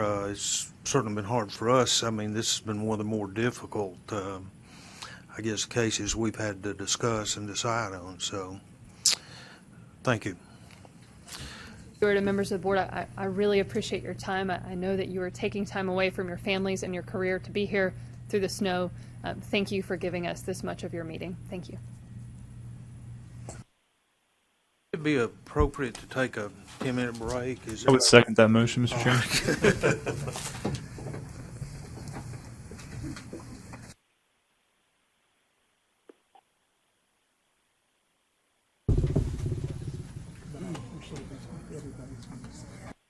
I always feel bad when I put them in the, because when I struggle, I know that we're all going to struggle. City of Nashville. We actually had an audit committee meeting yesterday morning, an audio meeting, and as I drove to Nashville yesterday morning from Knoxville, I participated in that phone conference in the car. And it was basically a planning meeting. Our first actual on-site meeting here in Nashville will be in May, and that's when we start talking about our role and our responsibilities. And then basically we meet twice a year, May and September. The September meeting is when we actually approve the audit report that LBNC audits. So yesterday was kind of a planning meeting, and it went well. Knowing the participation, it's interesting to me to see the other side of being, as opposed to being the auditor, being on the audit committee. So, yeah. Okay, and the Ethics Committee, Judy Weatherby's a member of that committee. Do you have anything to report for her, or she's not I do here? not. Okay. Okay, the next is, I think, an extremely important task force that has been appointed, and Janet Booker Davis is a member of that task force. So, Janet, we'll ask you to kind of update us. I agree, Casey. I think this is a very important task force. And due to the growing concern and issues expressed to NASBA organized this task force, and I was asked to serve on it and was happy to do that. And it relates to the reorganization of the AICPA along with SEMA and the Association of International Certified Professional Accountants, which also has the same acronyms as the AICPA, which has created the confusion between what is the AICPA and what are their roles and responsibilities at this point. And so we were asked to identify and clearly define the concerns and the issues specifically around the confusion, political concerns, legislative and contractual issues that may come up because of this reorganization. So we had few conference calls, and the last meeting we had was a face-to-face meeting where we came together to try to summarize the information that we had gathered and to put that information in the form of questions that could be taken to the AICPA and try to get some clarification answers around these issues. And so some of the areas related to the structure and location of the organization, looking at the Institute's programs and functions under this new structure, and then looking at some issues related to public and confusion in the profession itself. And some of those questions, just to give you a sense of them, were related to confidentiality and security of the CPA exam, outsourcing issues related to if some of the duties that have been performed previously by the AICPA are outsourced to some other organization, especially if that outsourcing is outside the United States. Who's going to be delivering the CPA exam, the exclusivity related to the Institute doing that, payments by the state board, and that those payments won't subsidize other competing exams. Also looking at the acronym itself, the AICPA, and how that's used, looking at the CPA, whether that's Certified Public Accountant or Certified Professional Accountant, what is a professional accountant, and also being mindful of antitrust issues that may relate to all of this. So we summarize all this information, and that information was included in the board documents for the most recent board meeting. I think, Casey, you were there, and you may have some further information, but so we're waiting to move forward after it's decided by the board at NASBA how to proceed with the information that we provided. Thank you. Can I ask a quick question to Janet? Janet, I don't know if this falls under your committee's purview, but have y'all discussed the changes the AICPA keeps implementing in the exam and the parameters around that exam? We just got another long list of changes from Becker. It just seems like as they try to redefine themselves and try to keep the profession viable, they're making it sort of difficult for the people who want to take the exam and the professors who prepare them to define that path. And so that's a concern of mine. I think it's important for us not to keep changing things as we go through these deliberations. I don't recall that being a specific issue that was included, but I can certainly take that to the group as a potential issue. And I'd appreciate it if you maybe email me that so that I make sure that I capture what you're asking about. We did poll all of the state boards about any issues, concerns that they had. Wendy responded for this board, and I think we got probably at least 60%, better than 60% responses, and we intend to get responses still from the other jurisdictions that we hadn't heard from. So we're continuing to take input. So if any of you have input that concerns issues, then I'm happy to get that. Thank you. I'll send you what I have. Okay, thanks. Just a quick question. Can she email directly to Ms. Davis? I think Pam, if you wouldn't mind emailing it to me. Will do. And Thank you. Okay, picking up there, I'm next on the agenda with, I guess, reporting on the Board of Directors meeting. And what I thought I might do is just give you a little background of what my role is. And like going on this board or any other board, it takes a while to figure out what it is you're supposed to be doing. But my I guess, title is Regional Director for the Southeast region, and there's like a Northeast region, a Western region, Southwest region, several regions, but I have the Southeast, and that involves Kentucky, Tennessee, Alabama, Georgia, Mississippi, Florida, and Puerto Rico and the Virgin Islands. And so part of my responsibility is to be a kind of a facilitator or communicator with those boards. The focus questions that we saw earlier in Wendy's report, one of the things I'm supposed to do is call each time and see if the boards have had a chance to respond to those, to encourage them to respond, to see if are there any current issues that are going on within their state that they need NASBA to consider and so forth. So it's really trying to solicit feedback and communication from the member boards in our region.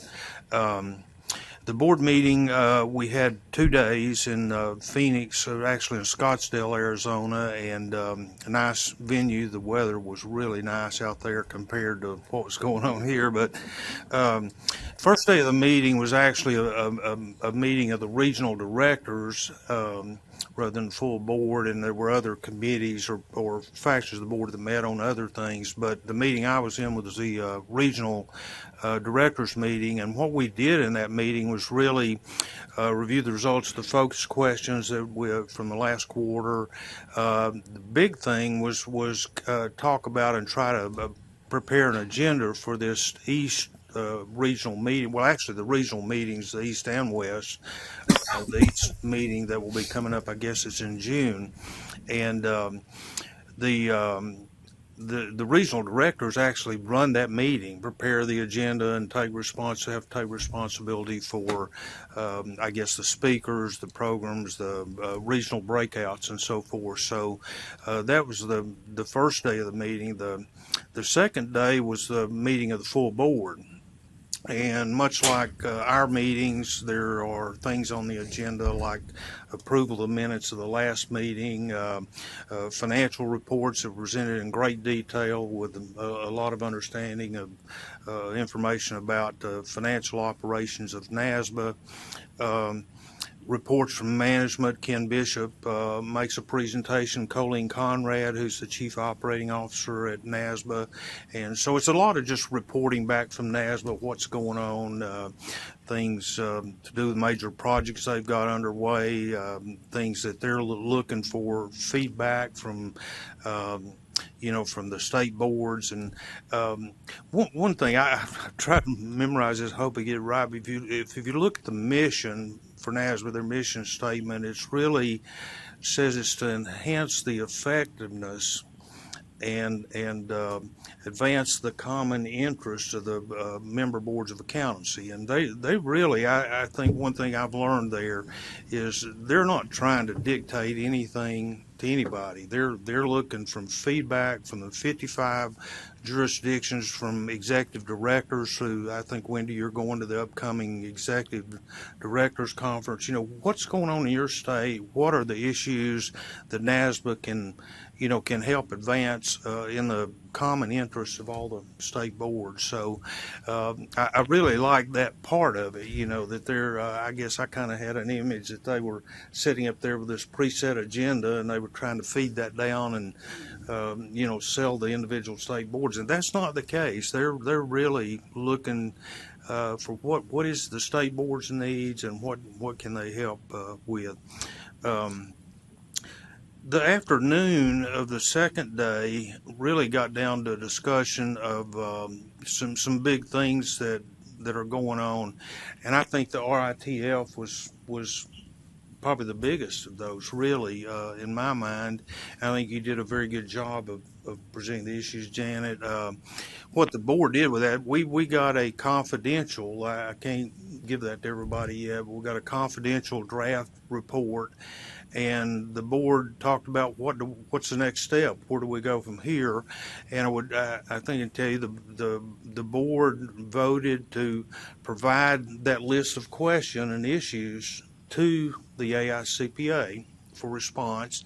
And of course, the concern is how quickly can we get a response to that? And I think there's concern that some of the questions the AICPA may say legally we cannot provide this information, or legally we cannot answer, because there's some pretty probing questions, I think, pretty serious questions. And there may be a process where we have to say, well, how can we ask the question differently, or how can we change it? So there'll be some more communication. But I think the goal right now is to get some feedback or answers from the ICPA, and then present that at this regional meeting, East Regional meeting that's coming up. And I think that's the conversation at the board level. I think that's doable, that the AICPA will have an incentive to respond and answer those questions, and give the task force and the board will have another board meeting prior to the regional meeting, so we'll have another discussion. That was a big topic of discussion in the afternoon. Another thing that this may be more to Pam's question. A big discussion that's going on right now is on the possible new pathway to the CPA. And what we're talking about is all the stuff that's going on with artificial intelligence, big data, data analytics, Bitcoin, blockchain, technology in general. Is that this world's changing, and it's changing fast, and we need to be thinking about what our profession is going to look like in the future. And I know the NASBA is considering even how they might come to our state board and present some education for the board members on this and what's going on. And I know the ICPA is part of this process too. What I got from the meeting, nobody's got the answer yet. There's a lot of questions and a lot of discussion and need for more discussion, but NASBA nor the AICPA has an answer to this yet. And they did make the comment of the bigger firms, the big four in specific, are hiring much fewer CPA candidates now, and more people in data analytics and other areas of practice, because their world is just changing. And so, we as a board need to be aware of this and talking about it as to how we may be dealing with people 5 years from now, that are in here. So that was a big topic of discussion. And believe me, what I know about it, you can put under your fingernail, one fingernail. But I think it's appropriate to, for that to be in a discussion item at board meetings. And I think the next thing was what I would call mutual recognition agreements, which are more of an international, but these are agreements which govern how people from other countries can get qualified to practice in the United States, and how people that are CPA can go somewhere else and get qualified to practice in those countries. They've got a separate committee that deals with all this, but we have recently renewed and the AICPA is part of this process too, but new mutual recognition agreements with the Chartered Accountants of Ireland, CPA Canada, and Mexico. We approved at the board meeting agreement that has been prepared and is ready to be signed, I guess, now, with the Institute of Chartered Accountants of Scotland. And to show you how cumbersome the process is, that agreement's been in process for 20 years. This was finally the approval. I mean, and you realize how these other countries, they have different regulatory processes, different education processes, different experience requirements. It's off to be able to generate these agreements and address all those issues. But that was one of the big topics in the afternoon. And the last one, I think is relevant to us, is to do with peer review and NASBA's perhaps getting involved in the peer review oversight process, being the PROC, peer review different boards. And you know, the comment was made, a lot of states don't have a peer review oversight committee. They don't have a process. Some state boards do. Some do it themselves. Some are like, I think like we are. We've got it in our rules that we are to have a peer review oversight committee, but we don't have one because we can't find, as I understand it, people willing to do that job for what I guess we could afford to pay them. And you don't have people doing peer review. Yeah, that's a bigger problem. Yeah. So, but NASBA does not have an answer there yet. They're in the stage of trying to figure out what the real need is out there and how they can develop a plan. And it may be that they don't become, you know, the PROC for states, but they can provide some other best practices or aids. But you know, they're still exploring what to do. How big a need's out there, how many states need it, because it would be a big commitment, I think, on their part to gear up and hire the people and, you know, be ready to do that. I think they would be very helpful lobbying the AICPA to work around this process, because the process has become incredibly cumbersome. Mm-hmm. And you've got a lot of aging out practitioners that did this work, and the young people, it's too punitive on the peer reviewer now. Is my personal opinion. Yeah. And if it's going to be punitive, you're going to get less of it. And so we got a longer term problem.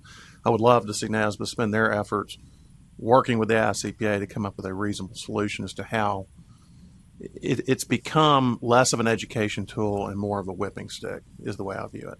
Yeah. And I've expressed that to people on the AICPA's peer review committee. But until they come up with a way to make this more educational again, the ones I've dealt with recently have just been nightmare peer reviews. Yeah. Because it's just been a problem. But you're not going to have the people, and I think NASBA would be very good in that role, as to lobbying the ICPA in ways to make the system workable. Mm-hmm. Okay. Well, I will make some notes of that, Trey, and you know, again, I'm learning as we enter into these discussions. People have been there before, certainly had a lot more input and value than I did at this meeting. But those are the big things that I saw that are on the horizon. There are others out there. But again, the thing that's really surprised me is that NASBA is not trying to dictate anything to anybody. They're trying to get feedback, input, assist in helping the member boards do their job and meet their needs. So I'll be happy to answer. Casey, can I make a comment? Sure. Hey, first of all, I appreciate your service on this committee or board.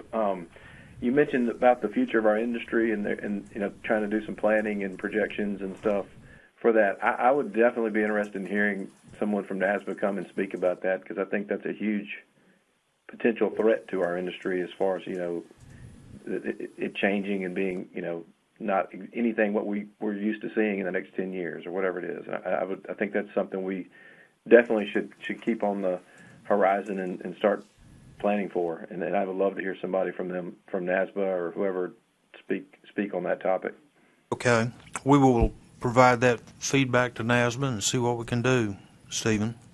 Thanks. Okay. Any other questions or comments? I mean, that's the essence of the board meeting, I think. But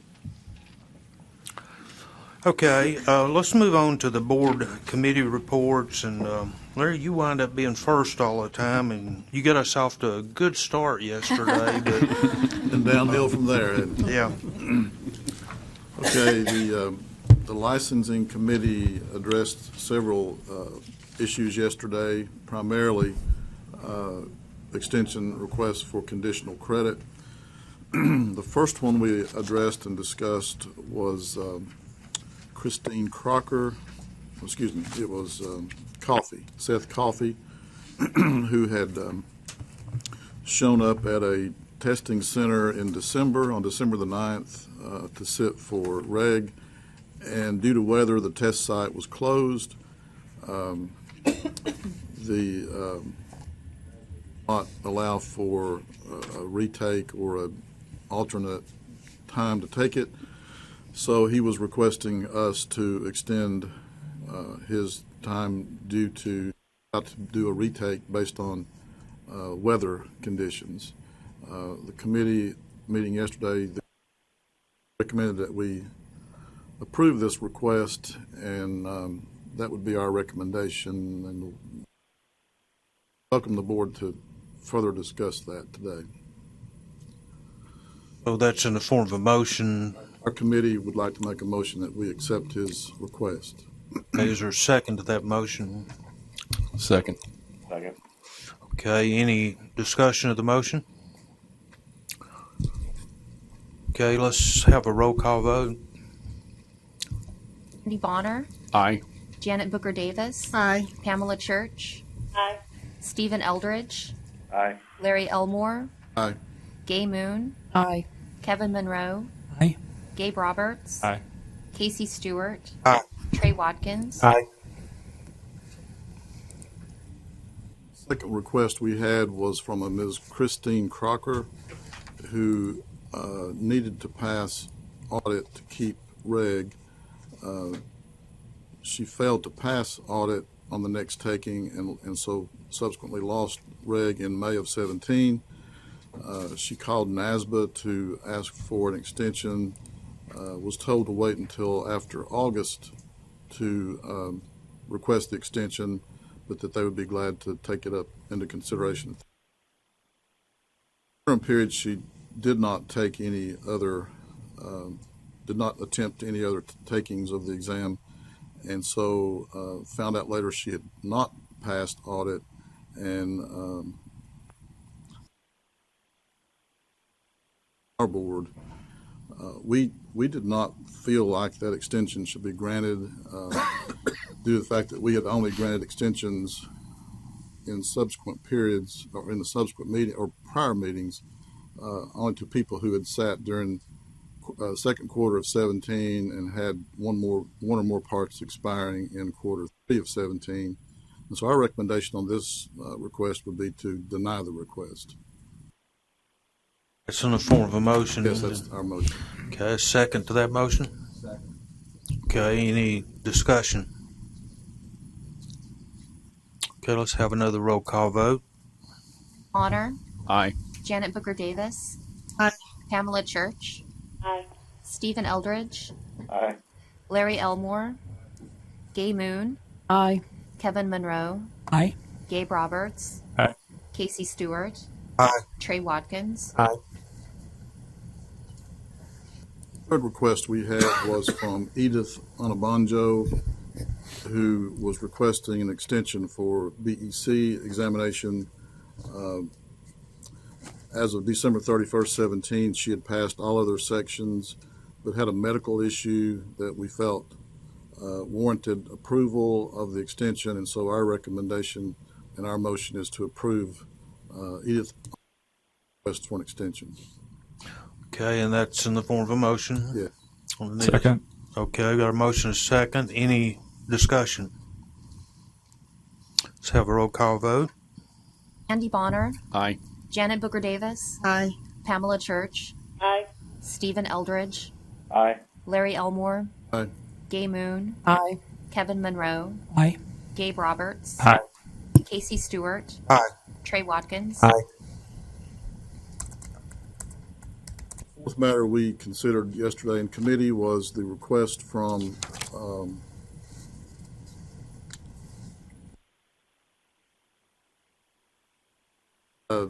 that's not Sean Joy. Is that the person's name?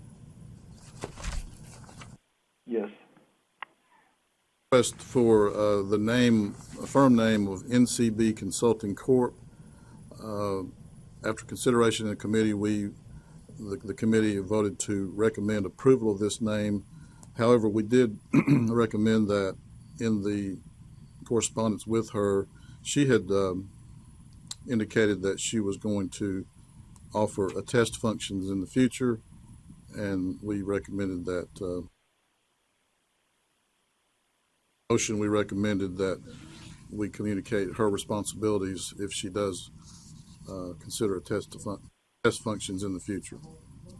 So our motion would be to approve the firm name, but to communicate to her responsibilities that she would have at the time if she did offer a test. Okay, we got a motion. Second. All right. Any discussion? Let's have a roll call vote. Andy Bonner. Aye. Janet Booker Davis. Aye. Pamela Church. Aye. Stephen Eldridge. Aye. Larry Elmore. Aye. Gay Moon. Aye. Kevin Monroe. Aye. Gabe Roberts. Aye. Casey Stewart. Aye. Trey Watkins. Aye. Yeah, the last item we considered in committee yesterday was to consider the request for Lincoln Trail Regional Council of IMA to be considered approved as an exempt sponsor of CPE. IMA as an organization in general has already been approved in the past, and this request was from Lincoln Trail Regional Council to be considered as a separate council request. And committee's recommendation is to recommend approval for that request for Lincoln Trail Regional Council of IMA. Okay, we got a motion. Have a second? Second. Okay. Any discussion? Let's have a roll call vote.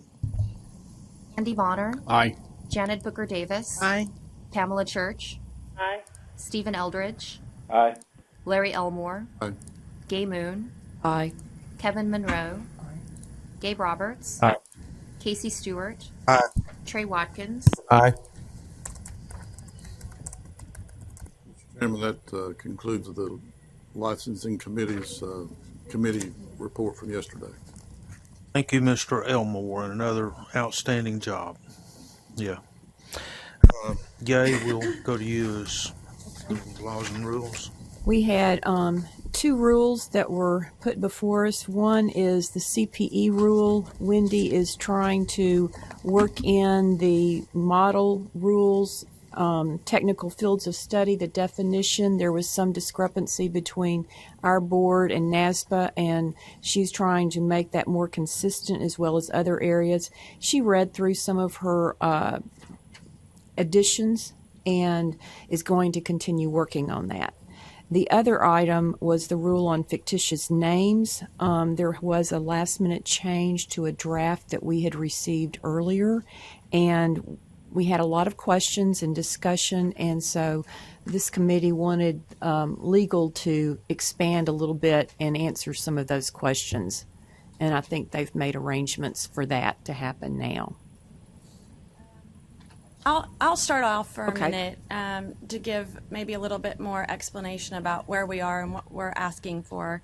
As you know, we've worked on this rule for maybe a year at this point, and we've dealt with this issue for a number of years, and I think the overall intent of the board is to allow staff and give more guidance to the board on approving firm names and more creative firm names going forward, while still protecting the public interest. So we had this rule at a point where we were ready for you all to approve it. Internally, it has to be approved as well. And in the past, a lot of times that approval happens after you all approve it. And this time, they had a chance to look at it in advance. And the goal of all of us is to make sure that we're creating strong rules that are going to make it through the process and protect the public interest. So in the pre-review of this before coming back to you, there was a concern about Section 4 of the rule. And so legal made a revision to that to make it a stronger rule to hopefully make it through the process, but still preserving the intent of what you all wanted to do with that rule.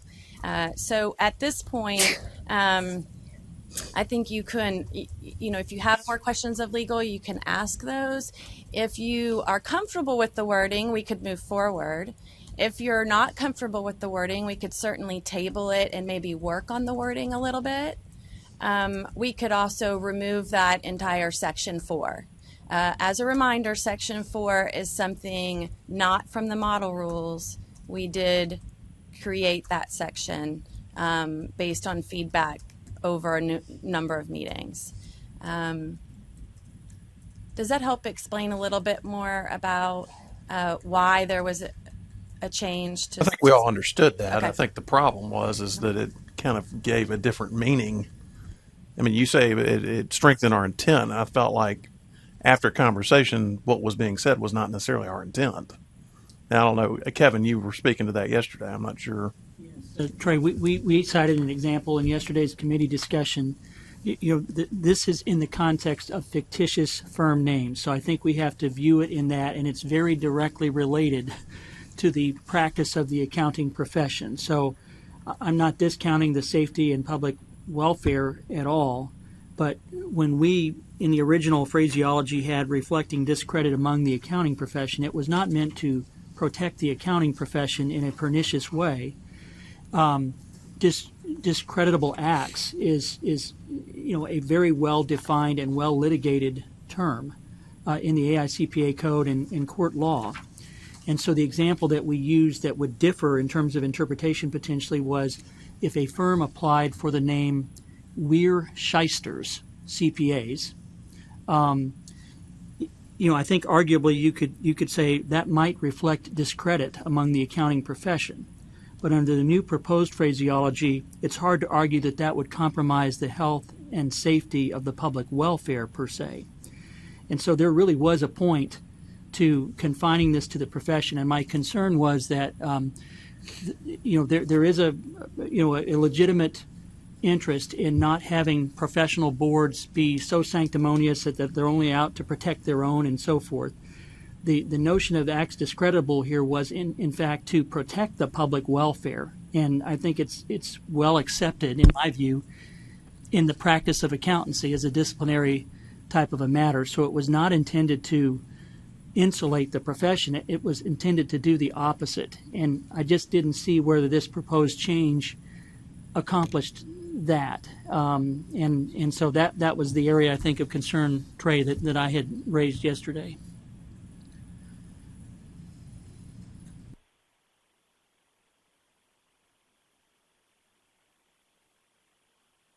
Thank you for inviting me to speak. So, to address your concern, from what I hear you saying, Mr. Monroe, is that you would like for me to clarify how this rule could help that intent that you originally had.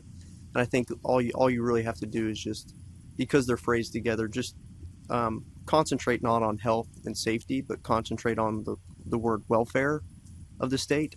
And so welfare's general meaning is the good of society. And I think we get you to where the intent of what your rule is for, because it's for you to help out the citizens of the state. So for the welfare is for the good of society in that terms, and it may not relate to their health. Yeah, and I'm not. Safety. Yeah, I don't think there's a health and safety connection in most fictitious firm name issues, or any that I can think of that the board would address. So I guess I would question the need for that phraseology in this context of the fictitious name rule. But it's important here that acts discreditable to the profession. I mean, that is at the heart of the profession. It's in the AICPA Code of Ethics. It's not a protective clause to insulate the profession from others who want to practice or do something like that. And so my personal view was, when we talk about discredit among the accounting profession, there is a meaning there, and it is unique to the accounting profession. It's well ensconced in our AICPA Code of Ethics and in case law. And so I'm not brought around as to why that needed to be jettisoned, I guess, based on the legal review. Right. So I believe that the language that we come up with, that we suggested, that legal suggested, it more pinpoints to that broader area that you're looking for.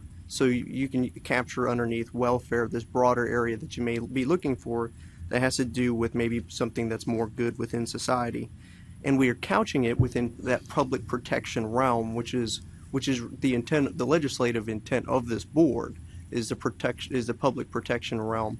Whereas some of the professional organizations, their mission may not necessarily be exactly for that, but within your statutory context, it is. And I think the public welfare, it provides that protection for the good of society, which can more easily point that this regulation is helping out with these quasi-morality issues that may need to be addressed with the board for the profession itself.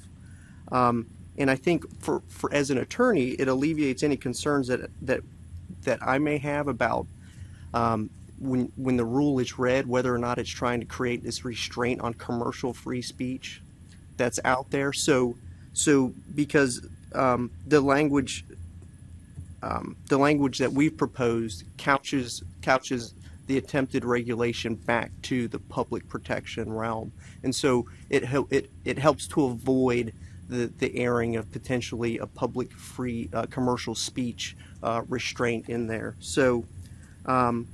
And as I said earlier, I think the way that we've captured that language, it more broadly aligns the intent of the board with its mission for the protection of the citizens. So that was my initial concerns, is why I thought, well, if we have this redrafted language, I think it better suits the board's needs from an attorney's perspective.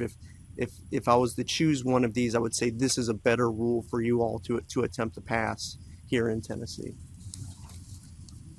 Back a little bit one more time, and then I mean, we've been fiddling with fictitious name rules for over a year, so I'm not going to let that change if it passes. A lot longer than a year. Yeah, probably a lot longer.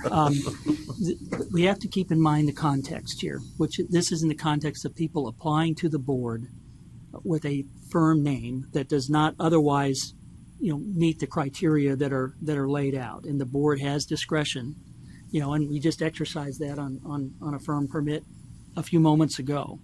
So, the likelihood of discredit among the accounting profession being a restraint of trade or a restraint of free speech, I think is awfully low in this context. But accountants or CPAs that would be applying for a firm permit would be well aware of this notion of acts discreditable to the profession. It is kind of, to me, at the heart of our code of ethics. And so to not include that is, I think, foregoing, it's cutting off something that is unique to the profession. It's not intended to restrain trade. And so my acid test question would be, if we're willing to accept health, safety, or welfare of the public, could we split the baby and basically say, or reflect discredit among the accounting profession? And include them both. Is that a possibility from your perspective?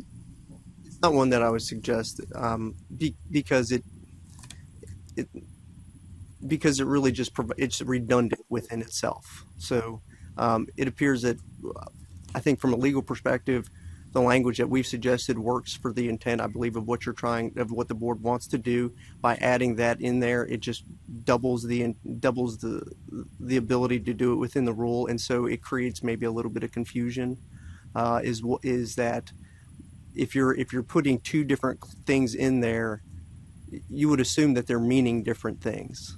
But from my perspective, I think we can use them for the same intent of the board regarding the firm name. So I would suggest not to keep that in there. I think that maybe my concern over commercial free speech is a little bit more significant than maybe you're thinking of, because there is a constitutional test for that, and it's a balancing effect, and it's a weighing effect, and a lot of those are really fact dependent once you get into them. I think also. When we review these rules, because that's what was looked at, when these rules go under review, so we do take these rules up to the legislature and they look at them. And back in 2016, they passed a statute where when they look at them, they have to look at certain factors. And one of them one of those factors that they look at is, does this rule help promote the health, safety, and welfare of the citizens of Tennessee? So my creative thinking is, well, we have a rule here that directly says that, so it helps to pass muster on that. And then there's other things that are looked at, which is there an unreasonable restraint of trade that we're having within that? So that's another factor that they look at. And I'm just really trying to help the board get past some of these hurdles, because I think there's a unique position here where you're trying to use this word discredit amongst the profession, and it really doesn't mesh in so well with the idea of how are we going to protect the public. Though I think I understand your intent with it, I think that it can get misconstrued as to what we're trying to do here, because your initial comments were we're trying to really help protect the public with this idea. And so that's why my suggested language was, I think we're going to get there a little bit better with my language, and I think the language that I have helps the board to move these rules through because they have changed the law on how they review rules, and it's up to the board and us to show by, it says, convincing evidence that it is doing that. So that's really my attempt to help the board get there. How would we use your terminology to deny we're Shyster's CPAs? We're Shysters.com or what? How would we use health, safety, or welfare of the general public to deny that name? I think under that rule, you would make a connection that type of rule in itself. This is just all hypothetical, obviously. Is that a name, regardless, that name in itself is really hurting the good of society with the use of this name, and you would have to make that connection to welfare, to the rule, and then say we don't believe that it fits within our rule here. To make that connection, and your comment about restraint of trade, if all we're doing is denying a particular name, like we're Shysters, whatever, we're just saying use a different name. Oh, that's a good point. Yes, that restraints trade to say use we're good CPAs instead of we're Shysters. We're just saying use a different name. So I don't know. I'm with Kevin. I think this goes to the heart of our profession, and I would almost say if we can't get that wording still in the rule, just don't propose any changes to the rule. Leave it like it is. That's pretty important, I think. I don't want us to go there. I mean, this has been a 3-year process. There's not anything created any more confusion and arguments and debate at this board than this rule, Larry. And I think we started out here with the intent to adopt the language in the Uniform Accountancy Act, and then we decided to add this section to make it clear that we had discretion, I think, on firm names that didn't have partners named in them or whatever. It gives us some discretion. I mean, I understand what's been said, but and based on the advice we're getting from legal counsel, I just don't think we ought to let this hold us up from moving forward on this issue, because this is a tremendous improvement overall from where we've been, and I just hate to see us get hung up on a technicality here. Extreme case like Kevin's talking about, though, would be hard to deny using this language. I think it gives us total discretion to deny. I mean, we can. Shysters, it harms the public. One hot CPA or whatever. I think that if we deem that's not in the public welfare, we can deny it. Are we worried about the public welfare, or are we worried about our names as CPAs? I guess that's the question. When you say not allowing one hot CPA, I mean, I think our again, we don't even know what a hot CPA means. That's right. But we're to protect the public interest, and not the profession, but the public interest. And I'm okay, I guess. I understand.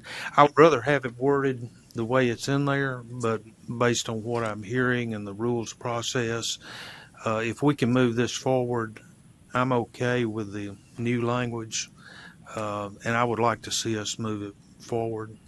I agree, Mr. Chairman, and I guess my hope would be that if we have this kind of a case, and I hope we don't, this hypothetical in the future, my hope and my expectation is that the General Counsel is going to support the board in its decision under this new clause as broadly as you defined it. And that would be my hope and expectation. So, Question just real quick. Do we think that board's discretion in approving or denying a fictitious name is a restraint of trade? Is that what I'm hearing or not? I don't want you to hone in or pinpoint in on, and that is that I was trying to, kind of throw a subliminal kind of message out there. I don't think that. I think that anytime you deny a license for an issue, it is a restraint on trade. I think we have to look at what is the level of restraint on trade, and can it be corrected, and what does it take to correct that somebody who's being denied, what does it take? We're not denying a license. We're just denying the opportunity to operate under a name that's different than the actual license or permit is issued under, right? That's the point. Well, my concept was that it would be on an initial application for like a firm name, and the idea would say, no, we won't approve it on this firm name. We'd have to change it or whatnot. So you'd have to, in order to get that license, you'd have to get past that hurdle, is the idea.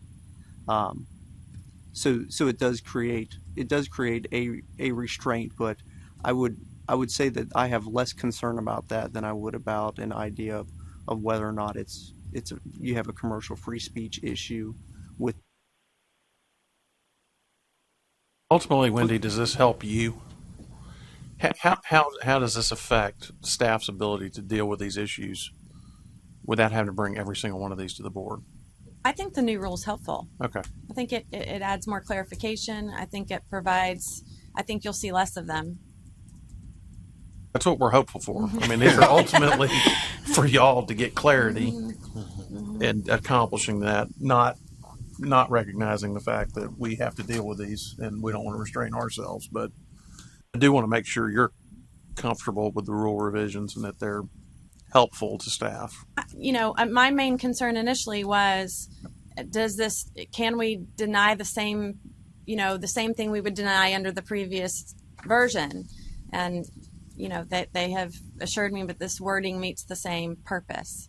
So. Would you say this gives us broader guidance than, if it's more narrowly focused with the wording discreditable to the profession? Yes, and I believe that's kind of how I started. And one of my thoughts is that the language that we have here is a broader aspect, so it could impact higher. Yes, level. It could impact other things that may not be of light right now. So that some other things could fit in there regarding a firm name. However, the question we had yesterday was in number 1, the open or PA firm name shall not be misleading and shall not be used unless it's been registered and approved by. After I was explained what that means, I understand it, but on first glance, that's confusing. Shall not be misleading unless it's approved.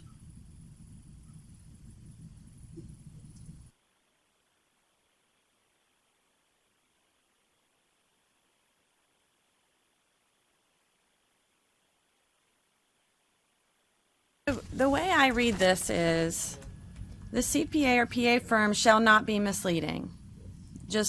That's the first thing. And should not be used by a firm unless it's been registered with and approved by the board. So first, it shouldn't be misleading. And second, you shouldn't use it unless it's been approved for a permit and a use by the board. Until you have the firm permit. That way, but on first reading, I thought it meant it shall not be misleading if it's been registered and approved by the board.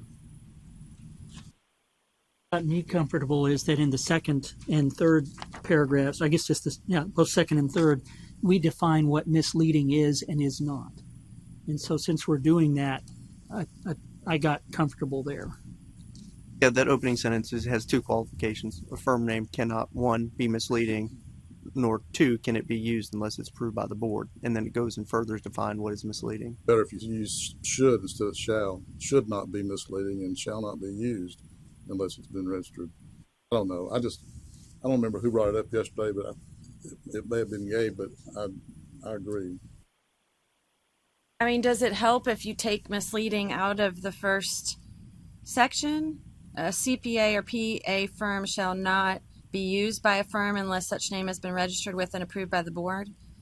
But then it doesn't tell you that you can't approve it if it's not misleading. Yeah, I mean, we can approve a misleading name if we decide to, is the way I understand this authority. I mean, I don't know that we would do it, but we could do it if it met the criteria, and I think we've had these debates before. So, I mean, I think as long as we're defining what's misleading and what's not, then that gets us into the notion of what must we approve if it's in the misleading category and we have a choice there. I'd just as soon keep it in there. I agree that the sentence is compound and confusing, but I don't want to cause our authority to lapse here. I think it's see where there's two shalls in there. I understand that creates some confusion. I think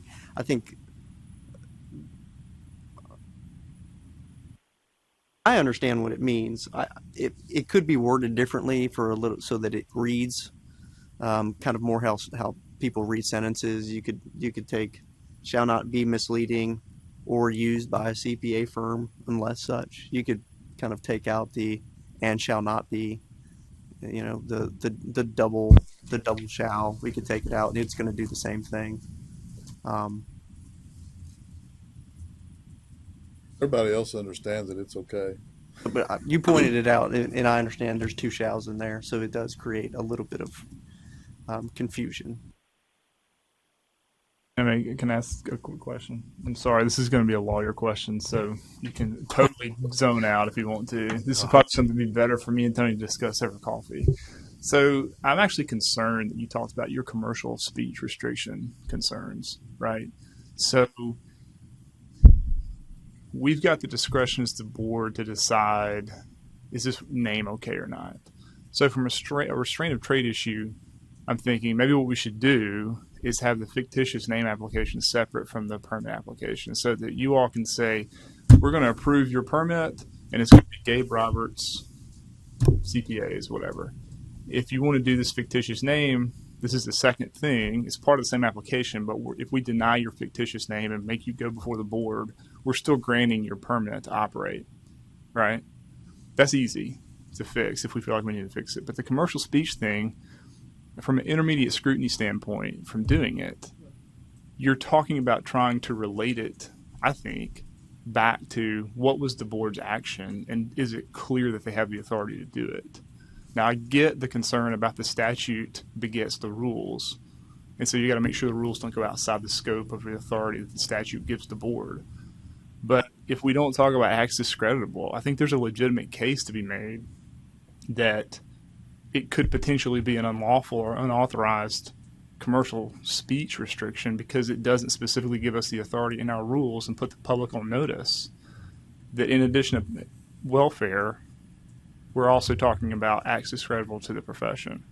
So it's almost like a threshold issue, right? Is there a legitimate government interest being furthered? Yes. And are we doing it in whatever the intermediate test is, rationally related or whatever the test is? That's easy. But the threshold issue is, do we have the authority to do it to begin with? And my question is it clear enough? I wouldn't even thought about it unless you asked about commercial speech. So, I mean, is it worth saying the public welfare, including acts discreditable to the profession in the rules so that it's clear that we've linked that? I mean, we link it from the statute to the rules by talking about public welfare, and then we link public welfare specifically includes, among other things, acts discreditable to the profession, so we have the authority to do it. Because what I'd hate to happen is we change the rules and we deny these and somebody sues us for this and we lose, and all of a sudden we don't have control over how people are holding themselves out as accountants, right? And maybe this is something we need to talk about and have legal counsel, and maybe it's an off the record because it's attorney-client privilege. But I Right, think that's I mean, a we're- concern. yeah, And so, is the understand. concern from the AG's office, or is this just something y'all have talked about internally? Oh, no, we've talked about this internally. So our legal office had talked about this internally, and we looked at the idea of using the term welfare and captioning in that, and we even looked at commercial free speech. And I appreciate your comment earlier. Is we don't generally like to talk about what is legal weaknesses and things that we do while we're on the record. So, but we looked at it, and we're comfortable that we can defend it using the term welfare, because we're relating it back to whether or not it protects the health, safety, and welfare. And so that is one of the main things that the state is attempting to protect with these boards, is the health, safety, and welfare of the citizens. And I think if we caption things in welfare, and that you have a much stronger argument, because that key phrase is announced so many different ways, whereas discrediting the profession is not necessarily out there. But my opinion. Well, it's out there in our profession for sure. So It's not in your statute anywhere, though. The way the rules have to come from the statute. And so I think one of the questions is, if we had it, we may have a vulnerability on the fact that our rule may be invalid. And we made a decision based on a valid rule because it exceeds the scope of the authority the statute granted to us, right?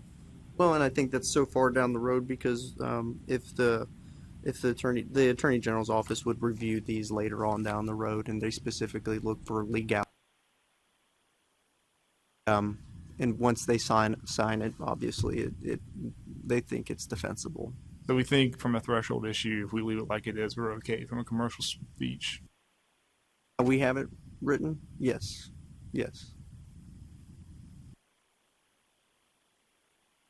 are we ready to move forward with this rule? I mean, I guess. I'll make a motion that we approve the rule as submitted. I'll second that. A motion and a second. Do we have more discussion or more questions? Okay, let's have a roll call vote. Honor. Aye. Janet Booker Davis. Aye. Pamela Church. Aye. Stephen Eldridge. Aye. Larry Elmore. No. Gay Moon. Aye. Kevin Monroe. Aye. Gabe Roberts. Aye. Casey Stewart. Aye. Trey Watkins. Aye.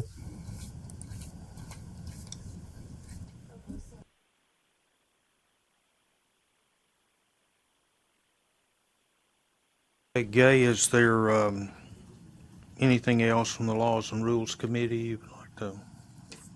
All. I don't know. Are we supposed to read it in today? Yeah, we're talking about what needs to happen next.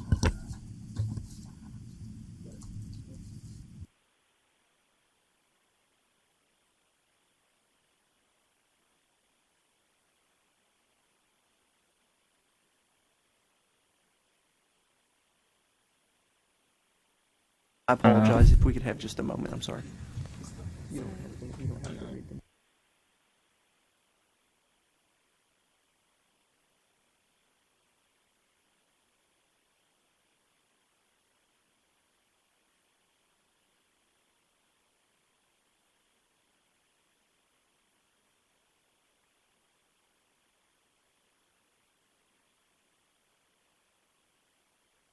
So the only other thing that I believe would have happened yesterday at your committee meeting is you would have gone through and done a regulatory flexibility analysis of the rules.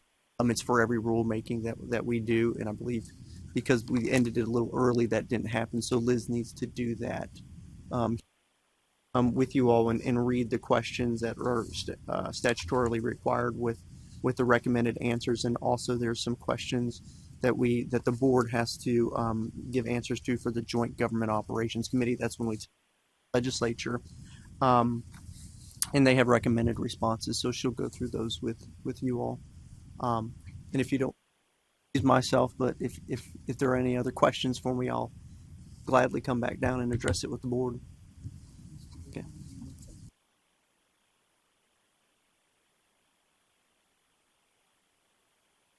If you'll all turn to page 7 on the printout of the firm name rule draft that I gave you, you'll see the regulatory flexibility addendum questions and my proposed answers. This would be a good time if you have any edits to the answers. I can change them now before I read them into the record. So essentially what we do with all rules is have it's kind of a two-part vote. The board votes to approve the rule, and then the board also votes to approve the answers to the regulatory flexibility addendum. So I'm looking at the second part of that vote right now. So if the board doesn't have any edits to these answers, I can go ahead and read them into the record, and one of the members can propose a motion if you'd like, or if there's any edits, now would be a good time to suggest them, and I can read the edited response into the record instead.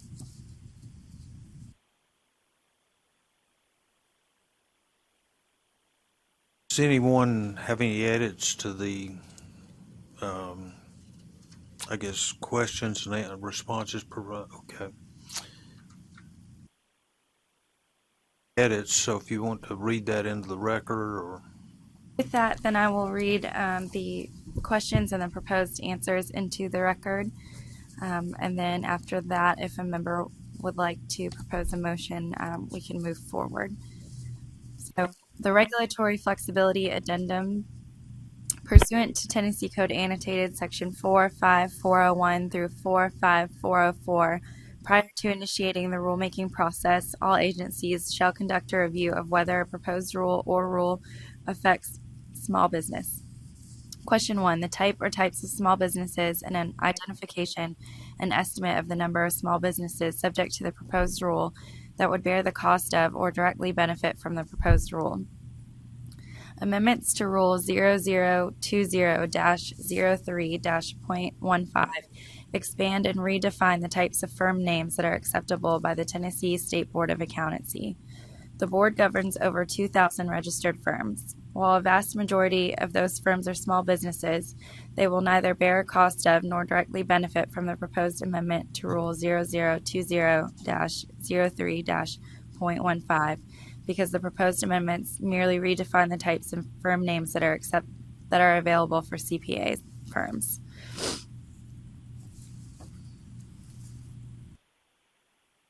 Question 2, the projected reporting, record keeping, and other administrative costs required for compliance with the proposed rule, including the type of professional skills necessary for preparation of the report or record. The proposed amendments to Rule 0020-03-.15 will not impose any additional reporting, record keeping, and other administrative costs required for compliance. All CPA firms, without exception, must comply with the board's firm name requirements. The proposed amendments simply prescribe the types of firm names that may be submitted for approval. Question 3, a statement on the probable effect of impacted small businesses and consumers. The proposed amendments to the rule were drafted in response to confusion among licensees regarding firm names. The proposed amendments will likely reduce confusion among licensees about firm names because the amendments better define what types of names will be accepted by the board. Previously, the rule was vague and weighed heavy on the discretion of the board. Consumers will also be better protected because the proposed amendments encourage licensees to name their firm under consistent and streamlined restrictions. Consumers and small businesses will likely benefit because the proposed amendments to the rule clarifies what types of firm names will be accepted by the board. Accordingly, the proposed amendments are not projected to have any negative effect on small businesses and consumers. Question 4, a description of any less burdensome, less intrusive, or less costly alternative methods of achieving the purpose and objectives of the proposed rule that may exist and to what extent the alternative means might be less burdensome to small business. Rule 0020-03-.15, the board avers that the proposed amendments to the rule are not burdensome, intrusive, or costly to small businesses. Question 5, a comparison of the proposed rule with any federal state counterparts. There are no known federal or state counterparts to this rule. Question 6, analysis of the effect of the possible exemption of small businesses from all or any part of the requirements contained in the proposed rule. Licensees should be held to the same firm name requirements. If licensees working for small businesses were exempted from the firm name requirements, it would likely create an unfair advantage for small businesses. And if you'll turn to page 9, I'm just going to real quick read these last few questions into the record and the answers. These are the questions asked by the Joint Operations Committee. This is the committee that we, at the very end of the rulemaking process, give a presentation and answer questions to. So these are their initial questions that they ask on the front end. One question, was there a Yeah, spot sure. on impact of local governments that also needs to be read in on page 8? No, we don't typically read that statement in, but I have noted on the form that there's not going to be an impact to local governments. Thank you. Question A, a brief summary of the rule and a description of all relevant changes and previous regulations affected by such rule. Amendments to Rule 0020-03-.15 expand and redefine the types of firm names that are acceptable by the Tennessee State Board of Accountancy. Particularly, the amendment expands the definition of misleading as it refers to firm names. B, a citation to and brief description of any federal law or regulation or any state law or regulation mandating promulgation of such rule or establishing guidelines relevant thereto. There are no known federal laws or regulations mandating promulgation of this rule. Tennessee Code Annotated 62-1-105E authorizes the board to adopt rules to enforce the Tennessee Accountancy Act of 1998. Identification of the persons, organizations, corporations, or government entities most directly affected by this rule and whether those persons, organizations, corporations, or governmental entities urge adoption or rejection of this rule. The proposed amendments to the rule will impact all licensed CPAs who wish to establish a CPA firm in Tennessee. Their position, however, is unknown to the board. D, identification of any opinions of the Attorney General and reporter or any judicial ruling that directly relates to the rule or the necessity to promulgate the rule. No Attorney General opinion or judicial ruling directly relates to the promulgation of these proposed amendments. And the last one, E, an estimate of the probable increase or decrease in state and local government revenues and expenditures, if any, resulting from the promulgation of this rule, and assumptions and reasoning upon which the estimate is based. An agency shall not state that the fiscal impact is minimal if the fiscal impact is more than 2% of the agency's annual budget or $500,000, whichever is less. The fiscal impact of these rules is nominal. That concludes the reading of the questions and answers. I guess we need a motion to approve the responses to these questions. Okay, would somebody like to make that motion? So moved. Second? A motion and a second. Any discussion? If not, let's have a roll call vote. Honor, Aye. Janet Booker Davis, Aye. Pamela Church, Aye. Stephen Eldridge, Aye. Larry Elmore, Gay Moon, Aye. Kevin Monroe, Gabe Roberts, Aye. Casey Stewart, Aye. Trey Watkins, Aye.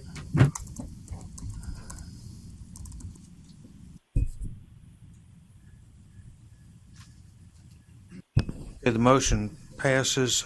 Is there anything else we need to do on this rule change? Okay. Gay, is there anything else your committee needs to report? I'm good. All right. Let's go down to the executive committee, and Gabe, we have moved you to last. Off track, it's going to be your fault. The executive committee, I guess the first item is the fiscal year to date results, and those are on your iPad. And again, Wendy, I guess should give you an opportunity to make any verbal comments to supplement your written comments in the report. So, Just as a quick overview, our yearly revenues, less the state regulatory fee, are at $341,671. Our total expenditures are at $338,635, leaving us with a surplus of $3,000.36 to year to date. So we are on track. From a financial standpoint, this only reflects halfway through the renewal period, so there's a lot. Obviously several months to go to review. Are there any questions? Okay, and we do not need a motion to approve this. This is what it is. Any questions on the financial report? Okay, the next item the committee reviewed was travel information, and that again is in your on your iPad, and I would ask if there are any comments that you would offer up on this. I mean, it's pretty straightforward. The numbers are what they are. Does anyone have any questions on this or anything you want to discuss today? Okay, again, I don't think we require approval of that item. The last item, we do need, I think, a formal vote or approval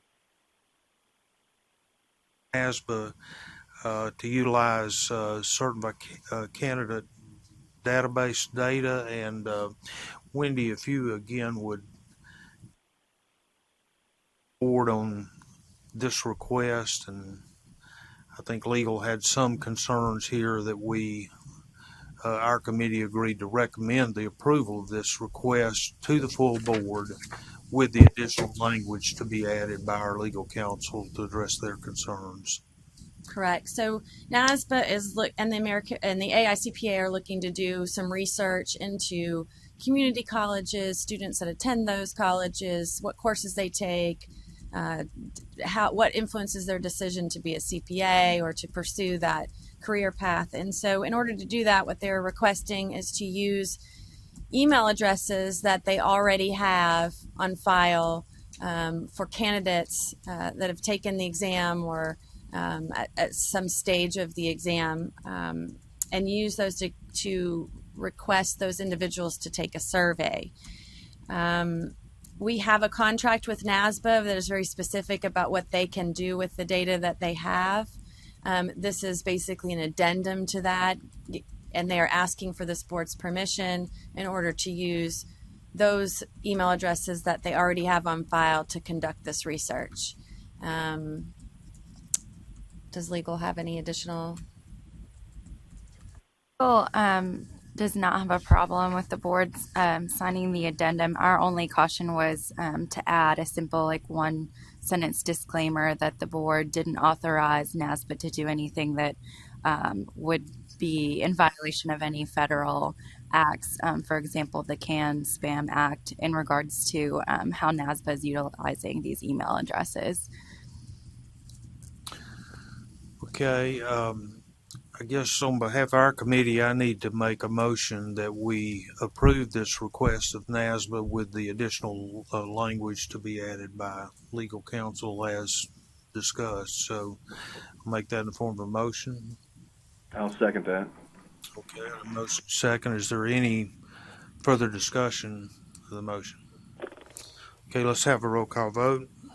Andy Bonner. Aye. Janet Booker Davis. Aye. Pamela Church. Aye. Stephen Eldridge. Aye. Larry Elmore. Aye. Gay Moon. Aye. Kevin Monroe. Aye. Gabe Roberts. Aye. Casey Stewart. Aye. Trey Watkins. Aye.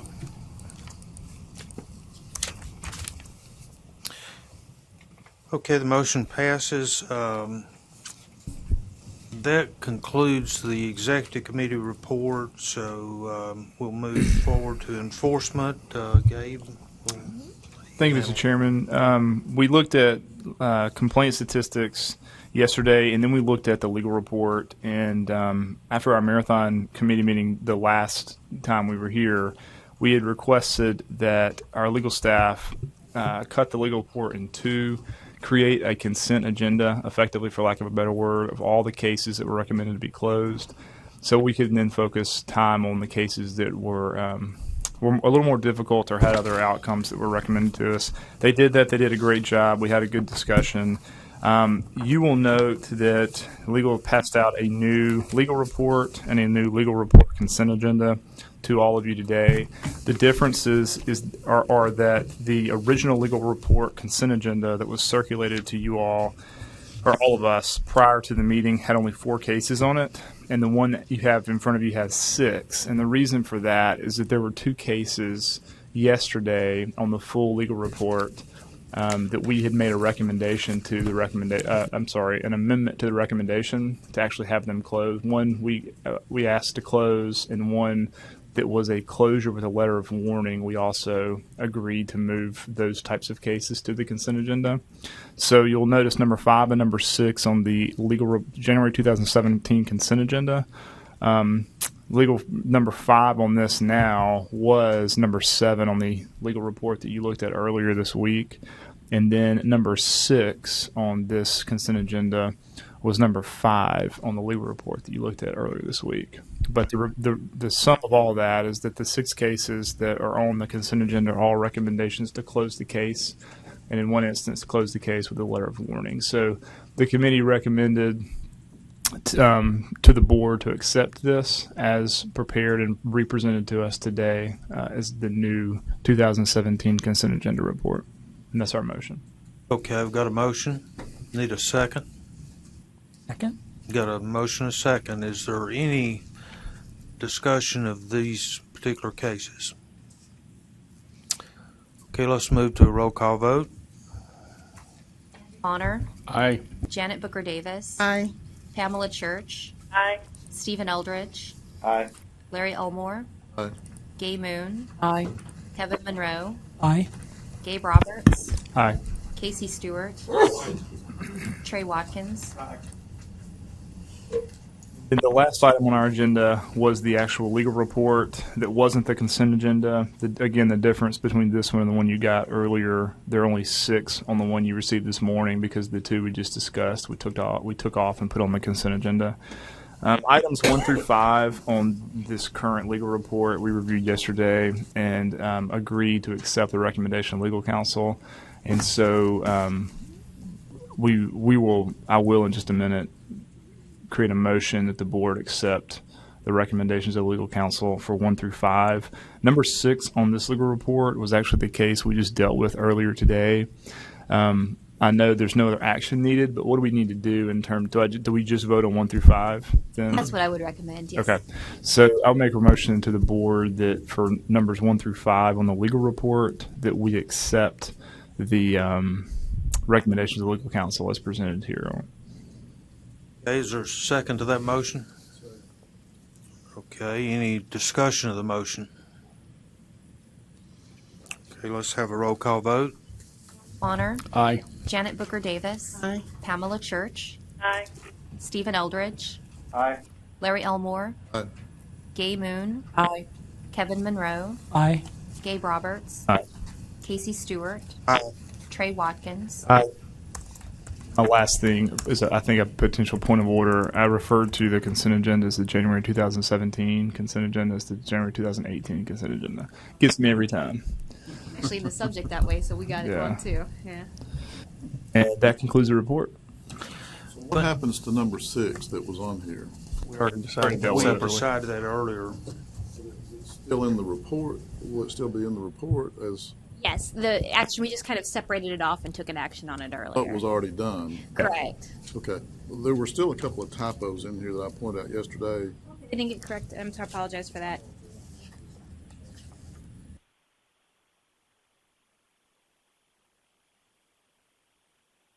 Proper for me just to show them to her? Yes, I would think so. Just, yeah. Typos do not change the meaning of anything. It's I just didn't want to do it without everybody's Yeah. okay. Okay, thank you, Mr. Roberts. That's an outstanding job. Thank you. No bonus involved. I appreciate my gold star. Trophy every meeting. Next item on the agenda is a legislative update, and Wendy, I assume you're going to briefly cover that. Yes. So we are in the beginning of legislative season, a couple of weeks in, and so there's a lot going on in the department with bills being introduced daily.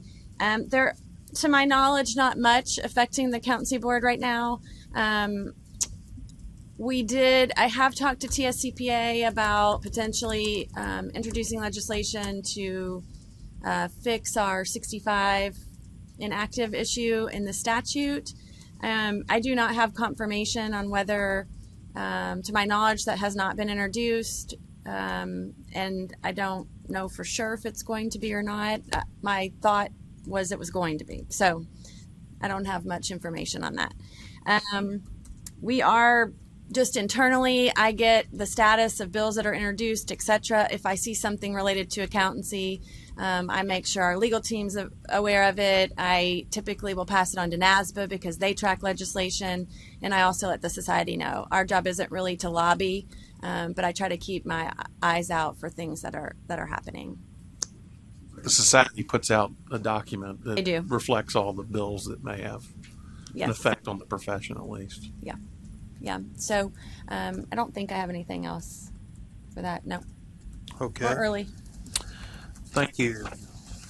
Under the area of old business, we have the state-specific ethics memorandum of understanding, and I hope we don't get off track on this thing again today. We had already, as a board, voted and approved this memorandum of understanding and authorized Wendy to sign it. So we're not looking for any approval this morning. The idea of putting this on the agenda was to show you that the final memorandum has been signed, give you another chance to look at it, but there is also, I think, some communication in here. And Wendy, you might want to brief the board on your discussions with Brad. I mean, because you all did talk at, I think, had several conversations about the pricing of this course and whatever, and there is an email in here from Brad Floyd that explains some things. And if you haven't read that email, we ought to take a minute or two to read it, because I do know the board had a lot of concern yesterday in the committee meeting about the pricing of that course. And again, this is an issue that has taken us a long time to get here, and you know, I am really pleased that we've done this. I mean, this is the only course that we require that it be state specific and that we have specific approval over. And, you know, I think this is, I mean, from all the previous discussion and over the years as we've talked about this, I think we're finally where we need to be. But,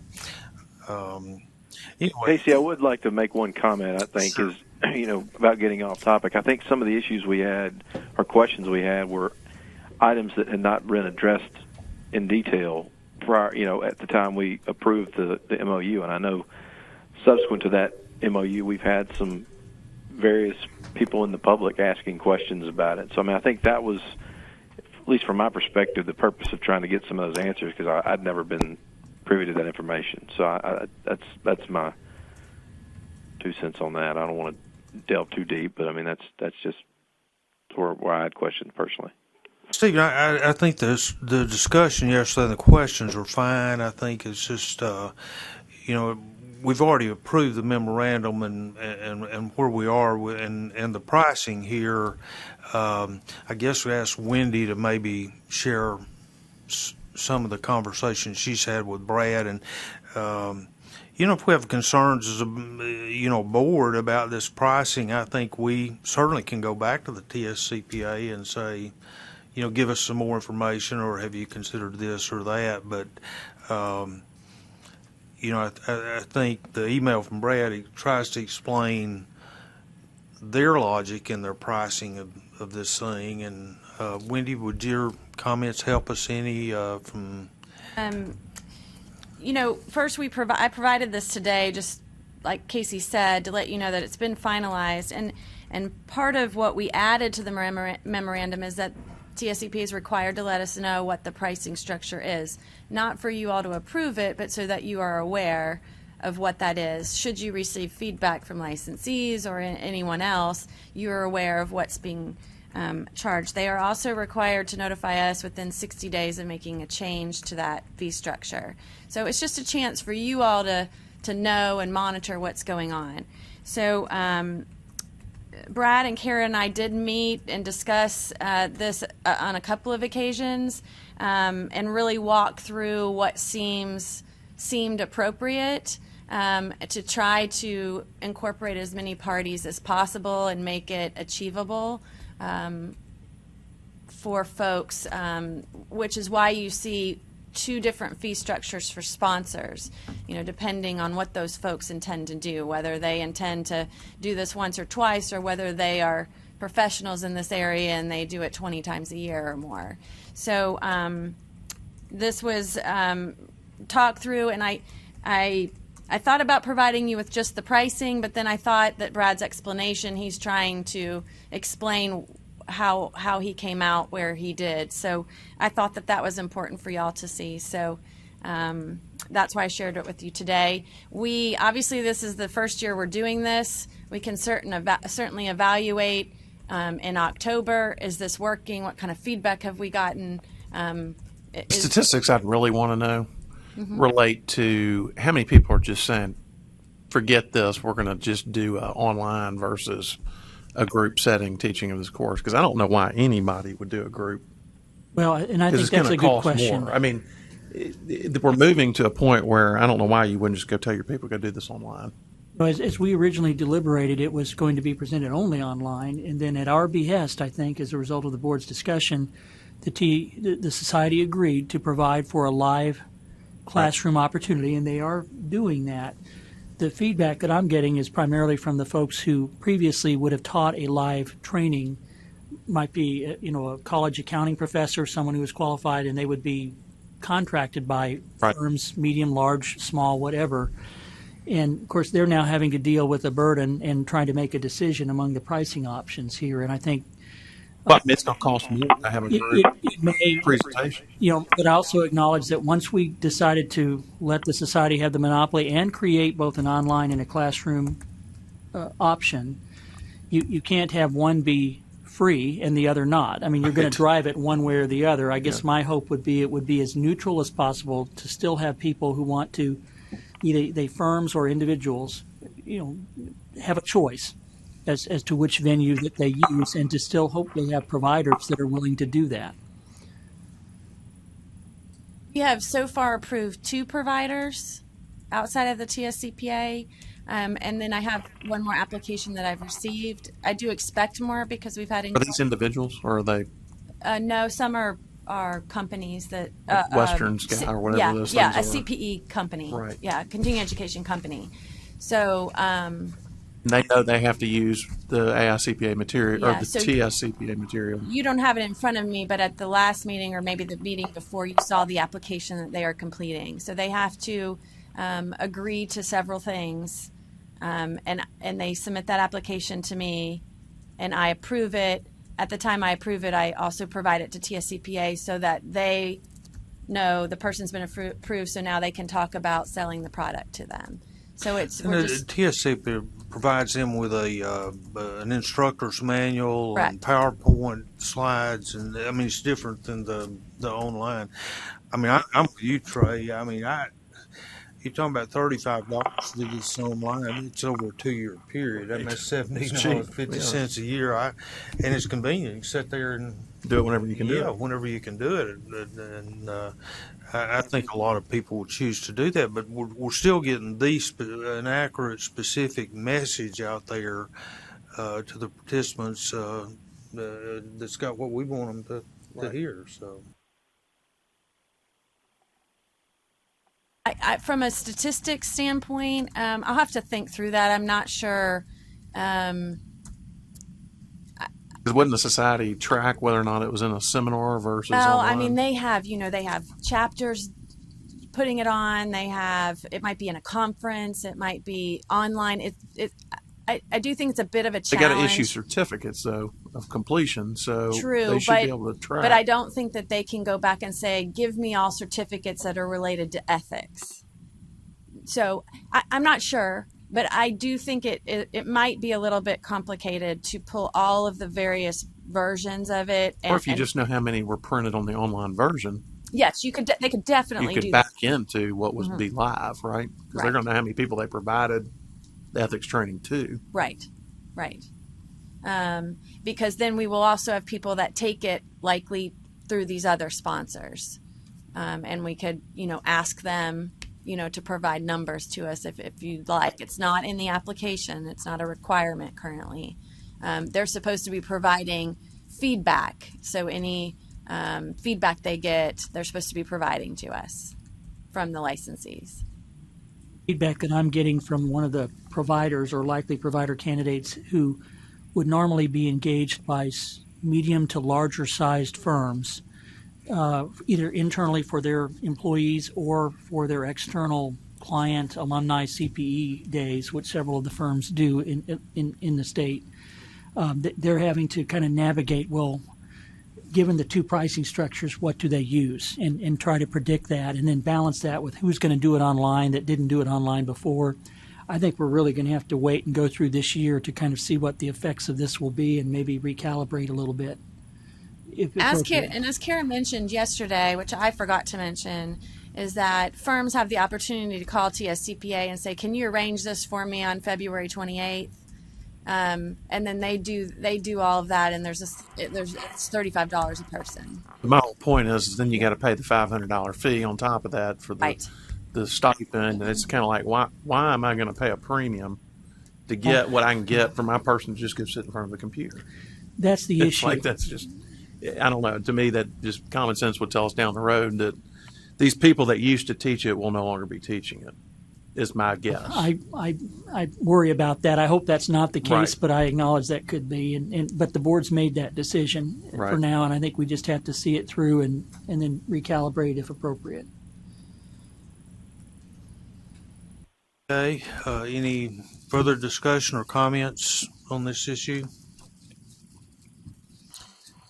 We're down to new business, and I think Gabe may have something there he would like to bring up. I just mentioned this to Casey briefly. I don't even know how appropriate this is, but I mean, I'm sure like all of you, I was completely shocked and completely saddened to hear about Bill Genie's passing, and it's there's absolutely no way we can do anything, I think, to console their family, but it's probably and is completely and totally inadequate. But I was wondering if there's something we could do by proclamation or something to recognize the contribution he did and he gave to us as a board, or somehow honor his life or his memory or something. And again, it's totally and completely,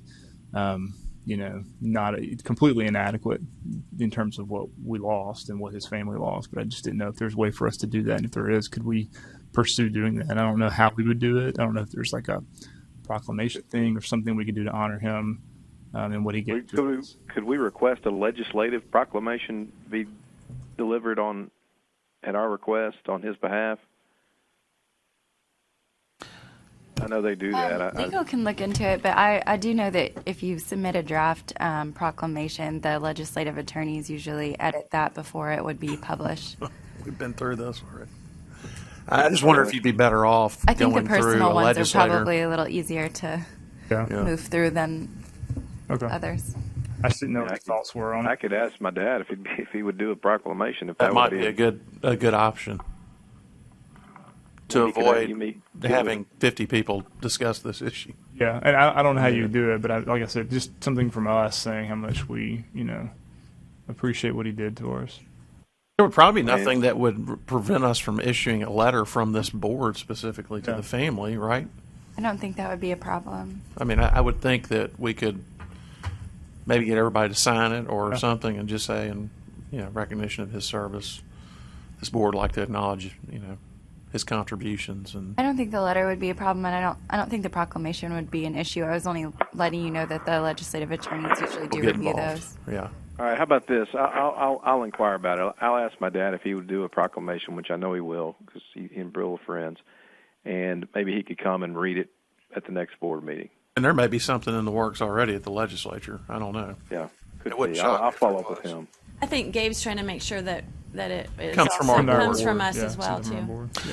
Yes. So we're saying it might be appropriate to do both things, to do sure. a letter, yeah, and I mean, if that's okay, I mean, Yeah, I that'd be would great. certainly be in favor of that. Who's going to take responsibility for drafting that letter? And Liz and I will look into who would need to do that. And then Have that ready. Stephen, if you can maybe just communicate with me anything you find Yes. out. I'll do that, and then you can push it out to the board. Okay. That's okay. So then we would have that letter ready maybe next meeting for everyone to sign, or would we try to do it? We may try to do it in advance if we want something to happen during the legislative session. Okay. Yeah, because it's going It to have would to be happen over. before May. By the time we meet again, probably. So yes, we'll put that at the top to try to figure out what we can do. Is that fair? Okay. Is there anything else in the way of new business? I just wanted to make sure we had talked yesterday about states not reciprocating. I've got that on my. I just want to make sure y'all have got it on a list somewhere so that if we have certain CPE grants that we give to other people, that they return the favor. Would be nice. We can do like California and say if they don't reciprocate with us, we won't reciprocate with them. Isn't that what they said to us? This or that. No, I think that's a good topic for Wendy and I to bring up when we go to the NASBA meeting in March. And Shalina also, there's usually a legal roundtable where the attorneys for the other boards discuss changes and additions that Specifically each state can make. state-required ethics, just Okay. from a personal note. Yeah. I can bring that up. Okay. Thank you for being here. We will stand adjourned. Thank you, guys. See y'all later. Thank Wendy, you. I'll be in touch with you. Okay, great. Thank Thanks. you. See y'all. Bye-bye. Bye, Pam. Bye-bye. All right, see you guys later. See you. Good luck with those kids.